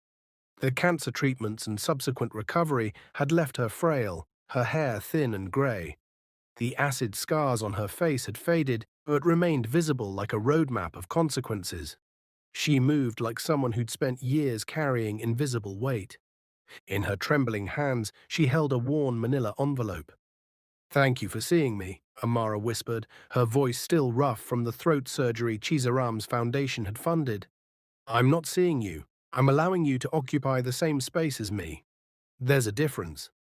Amara flinched but continued, "I know I have no right to be here. I know I gave up any claim to your attention when I tried to murder you. Then why are you here?" "Because I'm dying." The words hung like poison gas. Chizaram felt nothing. No sadness, no satisfaction, no surprise. Just the hollow acknowledgement of information received. "The cancer came back. Number my heart. The doctors say I have maybe 6 months. The stress, the guilt, the bad consequences of my choices. My body is giving up. And you want what from me? Forgiveness? Reconciliation? A deathbed scene where I tell you I've always loved you?" "No." Amara's voice was stronger now, more focused. "I want to give you something." She slid the manila envelope across the table. "I've spent the last 3 years working with your foundation's counseling program, anonymously, helping parents who were struggling with their different children. I know, I've read the reports. What you don't know is that I've been documenting everything. Every session, every breakthrough, every family that chose love over fear because someone told them what happens when you choose fear over love." Chizaram opened the envelope. Inside were hundreds of pages of handwritten notes, typed reports, photographs of families, letters from parents expressing gratitude for the anonymous counselor who'd saved their relationships with their children. "I've helped 847 families in 3 years," Amara continued. 847 children who might have faced what you faced if their parents hadn't learned from my mistakes. Chizaram read through page after page, seeing case study after case study of transformation. Parents who'd been ready to abandon children with facial differences, convinced instead to seek support. Families on the brink of collapse, rebuilt through understanding and acceptance. Why are you showing me this? Because I wanted you to know that your decision to save my life had consequences beyond my personal redemption. Every family I helped represents dozens of children who won't grow up feeling the way I made you feel. Amara pulled out a specific folder. This one is special. A mother named Grace brought her newborn daughter to me 6 months ago. The baby was born with the same condition you have, an elongated neck. Chizaram's hand stilled on the papers. Grace was planning to abandon her baby at a church. She'd already bought rope. She'd already chosen a location. She'd already written a note explaining why her daughter was better off dead than different. The air in the room seemed to thicken. But she heard your story first. She came to our counseling program instead of going to the church. She learned that different meant divine before she learned to see it as damning. Amara opened the folder to reveal photographs of a beautiful baby girl with an impossibly long, elegant neck, surrounded by a family that clearly adored her. Her name is Chizaram. Grace named her after you. She said she wanted her daughter to grow up knowing she was named after the strongest woman in Africa. For the first time in this conversation, Chizaram felt something crack in her chest. Not forgiveness, but recognition. Not reconciliation, but understanding of impact beyond herself. Grace asked me to tell you something if I ever met you, Amara continued. She said, thank the Giraffe Queen for teaching the world that children like mine are gifts, not curses. My daughter will never know shame because Chizaram refused to let shame win. Chizaram stared at the photographs of baby Chizaram, the next generation of children with impossible necks who would grow up in a world that had learned to see beauty in difference. You saved her life, Amara whispered, and through her life you saved mine. Not from cancer or consequences, but from dying with the knowledge that my cruelty served no purpose. At least now I know that your survival led to other children's survival. You want me to tell you that makes us even. Number, I want you to know that the neck you gave me, the neck I tried to destroy, became the bridge that carried hundreds of other children to safety. Your pain had purpose. Your survival had meaning beyond yourself. Chizaram was quiet for a long moment, processing this information. What happens now? She asked. Now I go home and wait to die. And you continue building a world where no child ever has to survive what I put you through. And you think telling me about baby Chizaram changes something between us? I think it proves that some stories are bigger than the people who start them. Your story stopped being about me the day you chose to use your survival to save other children. Amara stood to leave, then paused at the door. I know you'll never forgive me. I know I don't deserve forgiveness. But I want you to know. Watching you become everything I was too blind to see, watching you save children I taught the world to throw away, it's been the only light in 27 years of darkness. You're right, Chizaram said quietly. I'll never forgive you. But not because I'm holding on to anger, because forgiveness implies a relationship worth repairing. We were never mother and daughter. You were a woman who gave birth. I was a child who survived. That's all we ever were. I understand. But Amara, Chizaram's voice stopped her at the door. Thank you for the work with the families. Those 847 children matter more than whatever existed between us. They were never about you, Amara replied. They were about making sure no other child paid the price for having a mother like me. After Amara left, Chizaram sat alone with the files, reading story after story of transformation. Children saved from abandonment, families rebuilt through understanding, parents taught to see difference as divine. Her phone buzzed with a text from Kwame. How did it go? She responded, some circles close not with reconciliation, but with recognition that the story was never about the people who started it. That evening, Chizaram called an emergency staff meeting at the institute.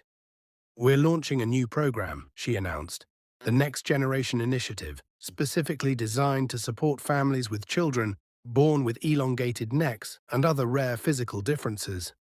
"What inspired this?" asked her program director. "The understanding that the work isn't finished until every child who looks like I did grows up knowing they're exactly who they were meant to be." 6 months later, Amara Okafor died quietly in her sleep.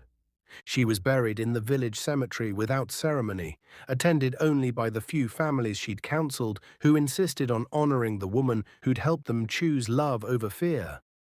Chizaram didn't attend the funeral, but she did something more powerful. The day Amara was buried, the Chizaram Institute for Human Dignity officially opened its doors with a dedication ceremony attended by dignitaries from around the world. During her opening speech, Chizaram made an announcement that surprised everyone.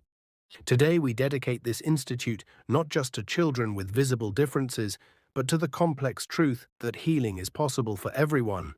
Victims and perpetrators, the abandoned and the abandoners, the broken and the breakers. Some people become cautionary tales, others become inspiration. Both serve the greater purpose of ensuring no child ever falls through the cracks again." In the audience, Grace held baby Chizaram, now 6 months old and already showing signs of the confidence that comes from being unconditionally loved. The little girl's neck rose gracefully from her tiny shoulders, beautiful and impossible, exactly like her namesake. The cycle was broken. The story continued. The neck that was cursed became the crown that saved thousands. 5 years later, Chizaram received one final letter. No return address. A child's handwriting, carefully practiced. "Dear First Chizaram, my name is Chizaram too. My mama says you are the reason I have friends at school instead of hiding at home. My mama says you taught the world that long necks are crowns, not curses. I want to be like you when I grow up.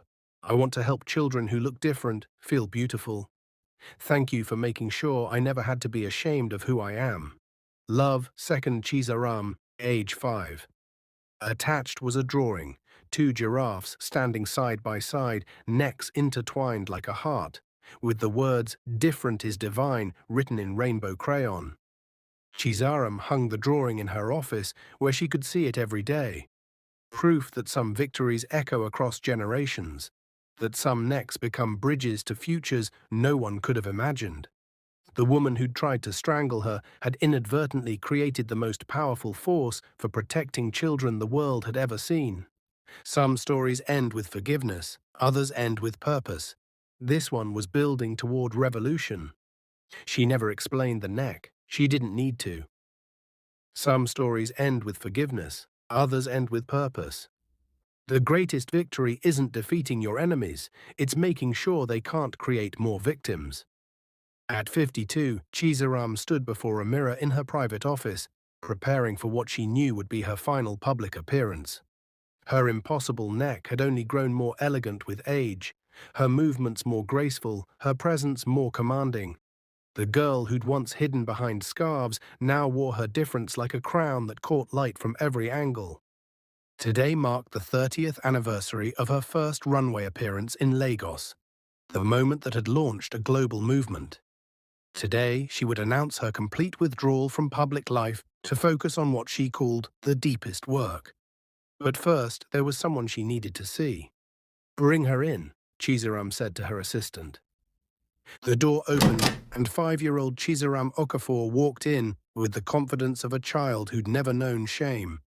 Her neck rose from her shoulders like a tower of strength, and she moved with the same liquid grace as her namesake.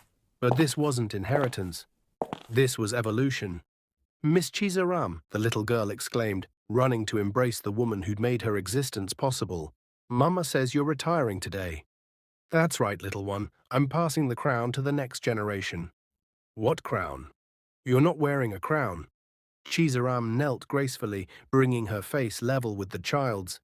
"The most important crowns are invisible, sweet girl. They're made of confidence, self-love, and the knowledge that you matter exactly as you are." "Do I have a crown too?" "You've had one since the day you were born. See?"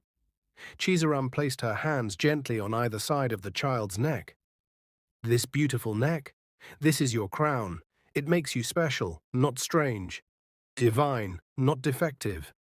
Little Chizaram giggled, touching her own neck with newfound appreciation. Will I be famous like you when I grow up? You don't need to be famous to change the world. You just need to remember that you matter, that your voice counts, that your difference is what makes you powerful. Grace, the child's mother, watched from the doorway with tears in her eyes. She asks about you every day. You're her hero. She's mine too, Chizaram replied. She represents everything I've worked for, a child who will never know shame for being herself. That evening, the Lagos Fashion Collective hosted a retrospective gala celebrating 3 decades of Chizaram's influence on global culture. The venue was packed with celebrities, world leaders, fashion icons, and most importantly, hundreds of young people with visible differences who'd grown up in the world she had created. When Chizaram took the stage for her farewell address, she wore the same midnight blue dress from her first runway appearance, now a museum piece lent specifically for this occasion. The golden thread still caught the lights, but it was her presence that truly illuminated the room. 30 years ago, she began, voice carrying clearly through the vast space. I stood on a stage like this and declared that different was divine. Tonight, I stand before a generation that never had to learn that lesson. They were born knowing it. The audience erupted in applause, but she raised a hand for silence. The work isn't finished. It will never be finished, but it no longer needs me to continue. Tonight, I pass the responsibility to those of you who grew up free from the shame I had to overcome. She gestured to the hundreds of young faces in the audience, people in their teens and 20s who bore various visible differences but carried themselves with unshakable confidence. You are the giraffe generation. You are proof that when society changes its eyes, children never have to change their faces. You are living monuments to the truth that different has always been divine. We just had to teach the world to see. The standing ovation lasted 22 minutes, the longest in the venue's history. But the moment that would be remembered forever came when little Chizaram Okafor was brought on stage. The 5-year-old walked to the microphone with perfect poise, her neck catching the lights as she addressed an audience of thousands. My name is Chizaram too, she said in her clear, strong voice. And I want to thank the first Chizaram for making sure I never have to hide who I am. The audience watched in stunned silence as this tiny girl embodied everything the movement had accomplished. A child with an impossible neck who saw herself as perfectly normal. When I grow up, little Chizaram continued, I want to help children too. But not because they're broken, because they're beautiful and need someone to remind them. The child's words became the most viral moment in social media history, shared billions of times with captions like, "This is what victory looks like," and "The future has no shame." After the gala, Chizaram returned to her cottage by the sea in Ghana, where Kwame and their daughter Dinma, now 16 and preparing for university, were waiting with a quiet celebration of their own. How does it feel to be officially retired? Kwame asked, pulling her into his arms. Like I finally get to discover who I am when I'm not saving the world. And who is that? A woman with an impossible neck who learned to love the life it made possible. That night, as Chizaram tucked her daughter into bed in their cottage by the sea, Dinma asked the question that had defined 3 decades of transformation. Mama, do you think she ever understood what she threw away? Chizaram looked out the window at the ocean, where moonlight created silver pathways across dark water. I think she spent her final years learning the difference between regret and understanding. Regret is about wishing you could change the past. Understanding is about accepting that the past changed you into exactly who you needed to become. Do you think she was proud of you at the end? I think she was amazed by me. But pride requires a relationship we never had. She was proud of the idea of me, not the reality of who I became despite her. That's sad. It's human. Some people love the concept of children without being able to love actual children. Some people want to be parents without understanding what parenting requires. Dinma was quiet for a moment, processing this with the wisdom of someone who'd grown up understanding both privilege and responsibility. Will you miss the work? I'll miss the urgency, but I won't miss carrying the weight of being everyone's symbol of hope. That was never supposed to be permanent. What will you do now? Chizaram smiled, touching the blue scarf that still hung on her bedpost. The same fabric that had nearly become her shroud, then became her signature, finally becoming simply part of her history. I'm going to write the real story, not the inspirational version for magazines or the sanitized version for children's books. The whole truth about what it costs to transform pain into purpose. As her daughter drifted off to sleep, Chizaram sat by the window, looking out at the ocean and thinking about the long journey from abandoned baby to international icon to simple wife and mother. The neck that had once made her feel like a mistake had become the foundation for a global movement. The difference that had once isolated her had connected her to millions of others who needed to know they weren't alone. The curse that had shaped her infancy had become the blessing that defined her legacy. But more than any of that, it had led her to this moment. Sitting beside her sleeping daughter in a house by the sea, finally understanding that the most important transformation hadn't been learning to love her neck. It had been learning to love the life that neck had made possible.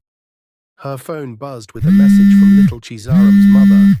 She wanted me to tell you good night. She says when she grows up, she's going to build a castle where all the giraffe children can live together and be happy. Chizaram smiled, typing back, "Tell her the castle already exists. She just has to decide what room she wants to rule." Outside her window, the ocean stretched toward the horizon like possibility made liquid. Somewhere across those waters were children learning to sing songs she'd taught the world. Somewhere were parents choosing love over fear because she'd shown them the difference. Somewhere were voices rising in harmony, all carrying the same eternal truth. Different is divine. The work would continue without her. The movement had grown beyond its founder. The revolution had become evolution. Beauty is not a democracy. It doesn't require majority approval. She retired from saving the world to save herself. The greatest revolution is when the world no longer needs revolutionaries. At 65, Chizaram received an invitation that would complete the circle her life had been drawing for decades. The letter came from her birth village. Not from any individual, but from the newly elected village council, written in formal script on official letterhead. The Honorable Dr. Chizaram Dinma, we, the elected representatives of Umuna village, formally request your presence at the dedication of the Chizaram Dinma Memorial Highway and the unveiling of the Heritage Monument commemorating your global contributions to human dignity. We understand the profound pain this community caused you, and we wish to formally apologize and honor the extraordinary woman you became despite our failures. Chizaram read the letter 3 times, sitting in her study, surrounded by a lifetime's worth of awards, photographs, and memories. Through her window, she could see little Chizaram, now 15 and taller than most adults despite her proportioned neck, practicing a speech for her school's diversity assembly. They want to name a highway after me, she told Kwame that evening as they walked along their familiar beach. How do you feel about that? Like they're trying to buy forgiveness they can't afford, and I'm not selling. Will you go? Chizaram stopped walking and looked out at the waves that had witnessed 30 years of her transformation from global icon back to simple human being. I think I have to. Not for them. For the children who will grow up seeing my name on signs and wondering if different really can become divine. 2 months later, Chizaram returned to her birth village for what she knew would be the final time. But this convoy was different from her previous return. No medical trucks or counselors, no temporary aid stations. Just Chizaram, Kwame, their daughter Dinma, little Chizaram and her family, and Obiora, now 57 and distinguished, but still carrying sketchbooks wherever he went. The village had transformed in the decades since her last visit. Paved roads replaced dirt paths. The Dinma Memorial Center had expanded into a sprawling campus. Children played in playgrounds designed for all bodies, all abilities, all differences. But the most striking change was the people. Where once there had been stares and whispers, now there were waves and smiles. Parents held up their children, some with visible differences, some without, all eager to see the woman who taught the world that different was divine. "Look, Mama," little Chizaram whispered as their car passed through the village center. "They have my face on a mural." Indeed, painted across the side of what had once been the school where Chizaram was tormented, was a massive portrait of her at 10 years old, neck rising gracefully above a caption that read, "Different is divine, Chizaram Dinma, daughter of Umuna, gift to the world." "How does that make you feel?" Chizaram asked. "Proud and scared. What if I can't live up to what my name means?" "You don't live up to a name, sweet girl. You grow into it, and your name means whatever you decide it means." The dedication ceremony took place at the entrance to the village, where a gleaming sign now read, "Chizaram Dinma Memorial Highway, a path from abandonment to acceptance." Thousands had gathered. Villagers, dignitaries, journalists, and most importantly, hundreds of young people with visible differences who'd traveled from across Africa to witness this moment. When Chizaram approached the podium, the crowd fell silent. At 65, her neck was still impossibly elegant, her presence still commanding, her voice still capable of carrying truth that changed minds. "30 years ago," she began, "I stood in this village as a child who believed she was a mistake. Today I return as a woman who learned that mistakes are just miracles that haven't revealed their purpose yet." She paused, looking out at faces that included some who'd tormented her and many who'd been born long after she left. "I didn't come back to forgive you. I came back to thank you." The crowd stirred with confusion. "Thank you for showing me that love must be earned by proving its worth. Thank you for teaching me that acceptance given freely has no value, but acceptance won by changing minds transforms both the giver and receiver. Thank you for being exactly cruel enough to make me exactly strong enough to help millions of children you'll never meet." She gestured to the young people in the crowd, many wearing scarves and clothing that celebrated rather than hid their differences. "You threw away one child and got back a global movement. You rejected one neck and birthed a revolution that's reached every continent. That's not forgiveness, that's mathematics." The applause was thunderous but respectful, the recognition of truth spoken plainly. The heritage monument stood where the old baobab tree had once split the sky. Now a bronze sculpture rose from the same soil, a woman with an impossible neck, arms outstretched, catching a falling child. At the base, water flowed continuously from a fountain, representing tears transformed into healing. The inscription read, "In memory of every child who was told they were too much or not enough. In honor of every adult who learned to see difference as divine. In celebration of the truth that some voices change everything." But it was the second plaque that moved Chizaram to tears. Erected by the children of Umuna village with funds raised by selling art that celebrates what makes them unique. "We are all Chizaram's children now." Little Chizaram stepped forward, carrying a wreath of blue flowers, the same color as the scarf that had nearly been a noose and became a banner. "This is for Dinma," she said, placing the wreath at the monument's base, the mother who saw divine where others saw different. As the ceremony concluded and crowds dispersed, Chizaram found herself alone with the monument as sunset painted the sky, the color of old wounds healed. She touched the bronze neck of the figure, feeling the metal warmed by sun and shaped by hands that had learned to create beauty from pain. "We did it, Mama Dinma," she whispered to the wind that carried her words toward a woman who'd been buried decades ago, but lived on in every child who learned to love their reflection. "We taught them how to see." She came home not to forgive, but to witness their transformation. The village that threw her away became the village that taught others to catch. Some monuments celebrate the past, others build the future. But the most important moment of Chizaram's return came not during the public ceremonies, but in a quiet encounter at the village cemetery 3 days later. She had come alone to visit Dinma's grave, carrying fresh flowers and a letter she'd written but never sent. The cemetery was peaceful in the morning light, well maintained by a community that had learned to honor rather than abandon its caretakers.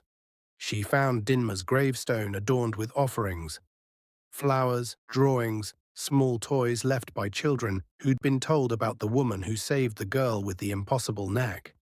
As Chizaram knelt to place her flowers and speak her private words of gratitude, she heard footsteps behind her.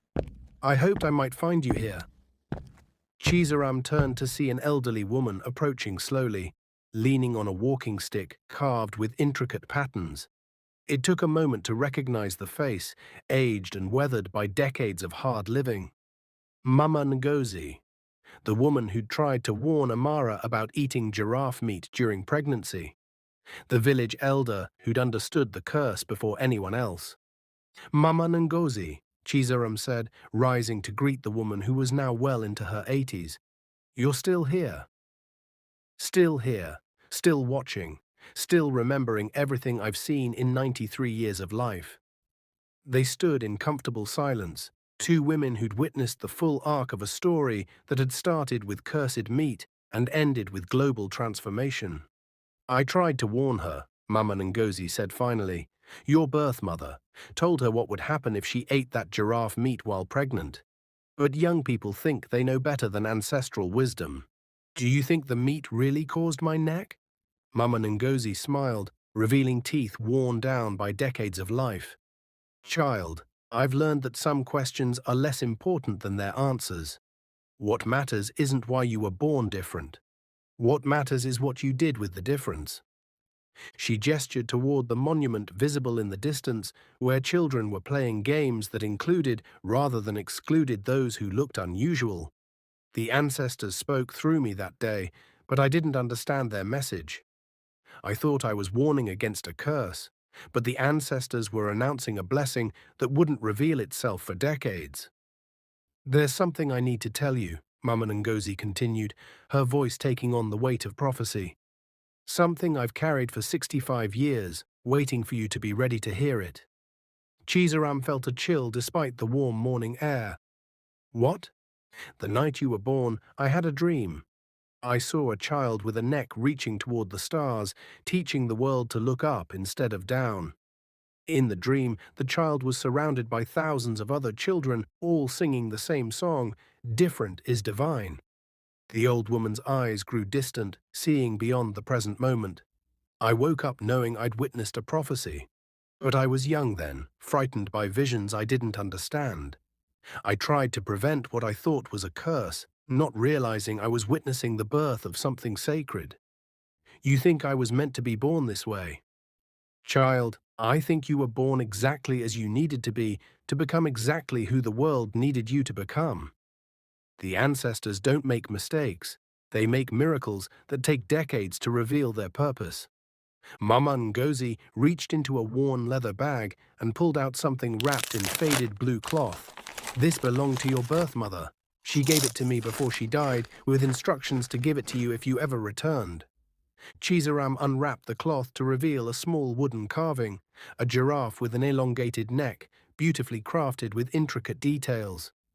She made this during her final months, when the cancer and the medicine gave her clarity about what she'd done. She said it was the first time she'd ever seen your neck as art instead of accident. The carving was warm in Chizaram's hands, polished smooth by someone who'd held it countless times. "There's a note," Mama Ngozi said. Chizaram unfolded a piece of paper that had been pressed flat inside the carving's base. The handwriting was shaky but clear. "Chizaram, I gave you a neck I thought was cursed. You turned it into a crown that saved thousands. I never learned to love what I created, but I learned to love what you created from what I gave you. Your neck was never the mistake. I was. Amara." Chizaram read the note 3 times, feeling something she'd carried for 65 years finally settle in her chest. Not forgiveness, that implied a relationship worth repairing. But release. The understanding that some stories end not with reconciliation, but with recognition that the pain served a purpose larger than its cause. How do you feel? Mama Ngozi asked. Like I finally understand the difference between justice and mercy, Chizaram replied. Justice would have been her learning to love me. Mercy was me learning to love what she couldn't. And the carving? Chizaram studied the wooden giraffe, seeing in its careful details a mother's attempt to understand what she'd never been able to accept. I'll keep it. Not as forgiveness, but as evidence that even the people who hurt us most can sometimes learn to see what they broke us for becoming.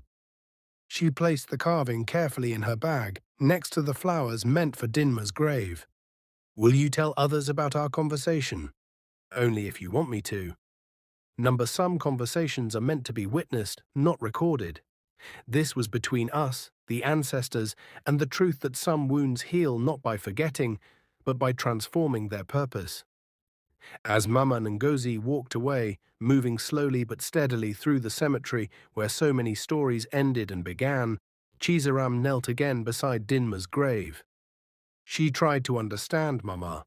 At the end, she tried to see what you saw from the beginning. That's not forgiveness, but it's something. It's proof that even the blindest eyes can sometimes learn to witness miracles. The wind rustled through the trees that had grown tall since Dinma's death, carrying with it the sound of children playing in the distance. Children who would grow up knowing that different was divine because one woman with an impossible neck had refused to let the world convince her otherwise. Some stories end with forgiveness, others end with understanding. The carving was not an apology, it was recognition. Even broken people can sometimes learn to see what they broke others for becoming. 20 years after her final return to the village, 85-year-old Chizaram sat in her study overlooking the sea, putting the finishing touches on her memoir. Her impossible neck, now crowned with silver hair and lined with the geography of a life fully lived, still rose gracefully as she wrote the final chapter. The book would be called The Neck You Gave Me, A Life Beyond Survival, and it would become the most widely read autobiography in African literary history. But tonight she was writing the dedication. To every child who has ever felt too different to belong. You are not broken. You are not a mistake. You are exactly who the world needs you to be, even when the world is too blind to see it. Different is not just divine, it is necessary.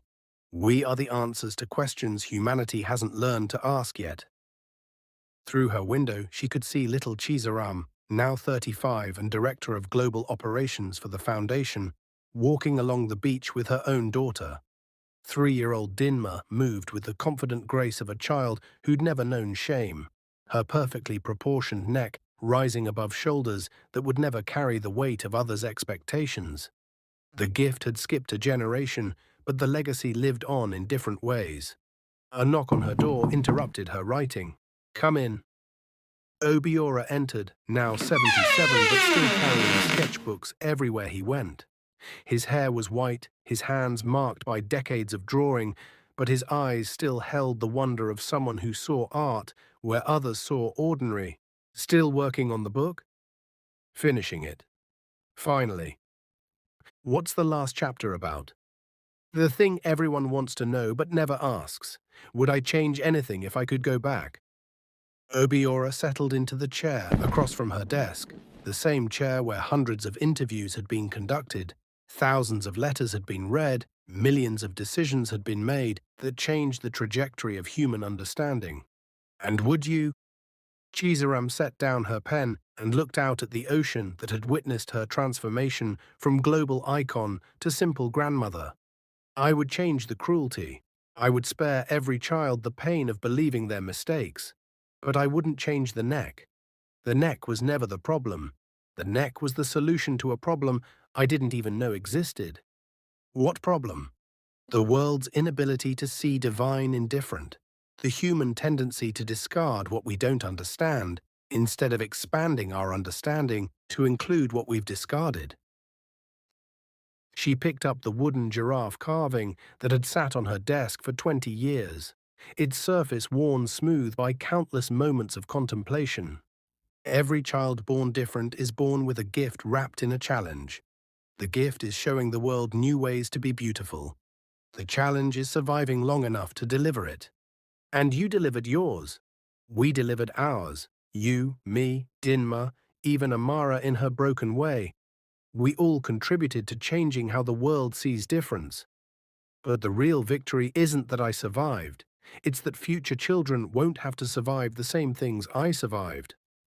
Obiora pulled out his latest sketchbook, filled with drawings of the Foundation's newest centers, the faces of children whose lives had been transformed, the architectural plans for expansion into countries that had once outlawed difference. Do you want to know the current numbers?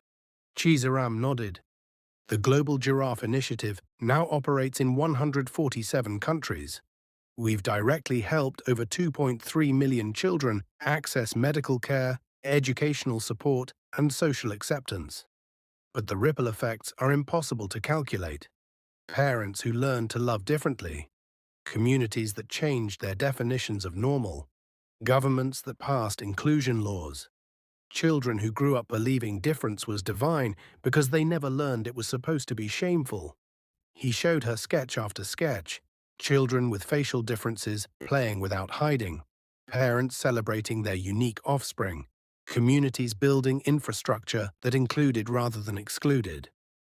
The neck that was supposed to be your death sentence became the foundation for the largest human rights movement in modern history. Not the largest, the most necessary. The movement that should never have been needed if humans were born knowing how to love properly. But since we're not, some of us have to teach the others. Some voices change everything. Some necks become bridges. Some children who are thrown away grow up to catch all the others. As evening approached, Obiora asked the question he'd wanted to ask for decades. Will you let me draw you one more time? Not for any exhibition or publication, just for us, to capture who you became at the end of the story. Chizaram considered this. She was no longer the elegant young woman who transformed runways into revolution platforms. Her neck was lined with age, her face marked by decades of carrying other people's pain. Her body moved more slowly, her voice carried less strength, but her eyes still held the fire of someone who'd learned to transform abandonment into belonging. Draw me as I am now, not as I was when the world was watching. Obiora positioned his easel where afternoon light would catch her profile, then began the slow work of capturing a lifetime's worth of transformation in charcoal and paper. As he drew, Chizaram returned to her memoir, writing the final paragraphs of a story that had started with a mother who couldn't love what she'd created and ended with a world that had learned to love what it had once rejected. I am 85 years old as I write these words. My impossible neck, which once made me feel like a mistake, now reminds me daily that what the world calls impossible is often just undiscovered possibility. Every morning I wake up and touch the blue scarf that nearly became my shroud and became my banner instead. I remember the snakes that protected me, the woman who saved me, the boy who saw art where others saw accident, the world that learned to see divine where it had once seen defective. But mostly, I remember this. Some children are born to be thrown away. Others are thrown away because they're too powerful for the people who lose them. If you are reading this and you have ever felt unwanted, remember that being discarded doesn't make you worthless. Sometimes it just means you were too precious for the person who lost you. The neck you tried to break became the crown that saved millions. The voice you tried to silence became the song that taught the world to sing. The child you threw away grew up to catch all the others. Different is divine. It always was. We just had to teach the world to see. When Obiora finished his drawing, he turned the easel toward Chizaram so she could see what he'd captured. The portrait showed not just an elderly woman, but the accumulated weight of transformation. Every child saved, every mind changed, every family healed visible in the lines of her face and the curve of her impossible eternal neck. That's who you became, he said. That's who we all became. Every person who learned to see difference as divine contributed to that portrait. She signed the last page of her memoir and set down her pen, understanding that some stories end not when the writing stops, but when the world no longer needs the story to be told because it has learned to live the truth the story contained. Outside her window, the sun was setting over water that stretched toward horizons where children with impossible necks would grow up knowing they were exactly who they were meant to be. The work was finished. The revolution had become evolution. And in bedrooms around the world, parents tucked their different children into bed with the lullaby Chizaram had made famous. Different is divine, different is divine. Your face is a masterpiece, perfect by design. The world tried to break you, but you learned to bend. Different is divine, and divine never ends. She didn't just survive, she transformed survival itself. The greatest victories are measured not in what you achieve, but in what you make possible for others to achieve. Some stories end, others become eternal truth. Chizaram passed peacefully in her sleep 6 months later, surrounded by 4 generations of chosen family and thousands of letters from children whose lives she had touched. Her final words, according to little Dinma, now Dr. Dinma Okafor, director of child psychology at the Global Foundation, were, "The world learned how to see. That's enough."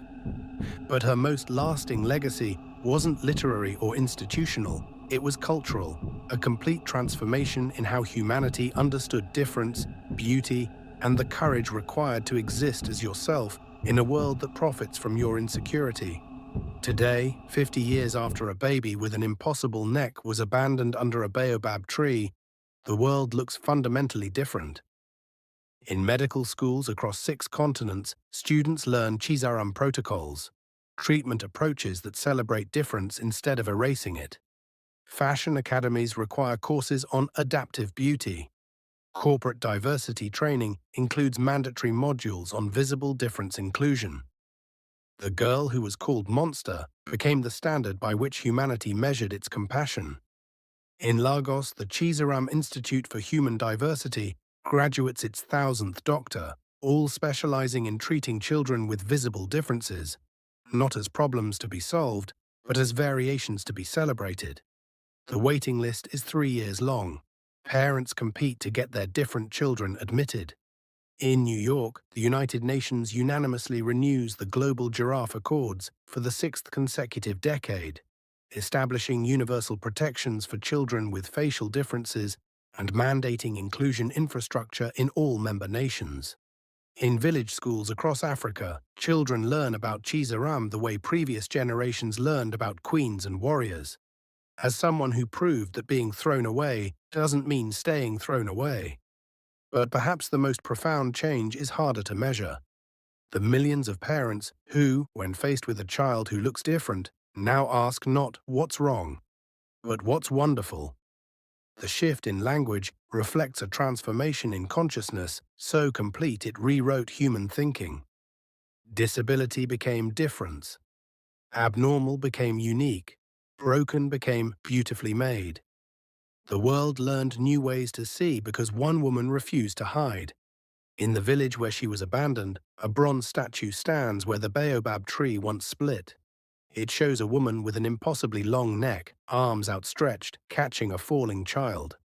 At the base, an inscription reads, Chizaram Dinma, 1999 முதல் 2090. She turned abandonment into belonging, difference into divine, curses into crowns. The neck you gave me became the crown. I used to save the world. Every day, children with visible differences from around the world come to touch the statue's outstretched hands. They leave flowers, drawings, and letters thanking someone they never met for teaching them that beautiful comes in infinite varieties. And every day, parents facing impossible decisions about different children remember that love isn't a luxury they can't afford. It's the only inheritance that matters. Her memoir, The Neck You Gave Me, A Life Beyond Survival, became the most widely read autobiography in African literary history. Translated into 127 languages, it served as both personal testimony and practical guide for anyone transforming trauma into triumph. But it was more than a book. It was a weapon. Children facing abandonment carried dog-eared copies like shields. Parents struggling with acceptance used it as a roadmap to love. Governments referenced it when writing child protection laws. The book's most quoted passage came from her final chapter. Some children are born to be thrown away. Others are thrown away because they're too powerful for the people who lose them. If you are reading this and you have ever felt unwanted, remember, being discarded doesn't make you worthless. It just means you are too precious for the person who lost you. The passage was tattooed on arms, painted on walls, carved into memorial stones across 6 continents. The neck that was meant to be broken became the bridge that carried millions of broken children home. In safe houses across the globe, children who were once lost now fall asleep to the sound of other voices rising in harmony. Proof that the neck that was meant to be silenced had become the voice that taught the world to sing. They sing her songs, they carry her message, and they prove every single day that no voice is ever truly silenced if it refuses to give up. Some voices change everything. This is the story of a neck that refused to be broken. And in bedrooms around the world, parents tuck their children into bed with the lullaby Chizaram made famous. Different is divine, different is divine, your face is a masterpiece, perfect by design. The world tried to break you, but you learned to bend. Different is divine, and divine never ends. The rope that was meant to destroy one voice became the catalyst that awakened millions. And the song continues, carried by countless voices around the world, all singing the eternal truth. You matter, your voice matters. You are not forgotten, you are caught, you are loved. Some children are born to be thrown away, others are thrown away because they're too precious for the people who lose them. This is the story of a child who was thrown away and refused to disappear. This is the story of a neck that became a crown. This is the story of a voice that refused to be silenced. This is the story of how the world learned to see. The end. In memory of every child who was told they don't belong, but chose to believe they do. In honor of every parent who chose love over fear, acceptance over shame, celebration over hiding. In gratitude for every person who learned to see difference as divine. Some voices change everything. This is the story of one that refused to be broken. Author's note, this story is dedicated to all the children who have ever felt different, wrong, or unwanted. Your existence is not a mistake. Your difference is not a defect. You are exactly who the world needs you to be. To the parents struggling with children who look different, your love is not charity. It's recognition of worth that was always there. Your acceptance is not accommodation. It's sight finally correcting itself. And to anyone who has ever felt abandoned, remember, being thrown away doesn't make you worthless. Sometimes it just means you were too precious for the person who lost you. Different is divine, always has been. We just had to teach the world to see. Some voices change everything. This is the story of one that refused to be broken.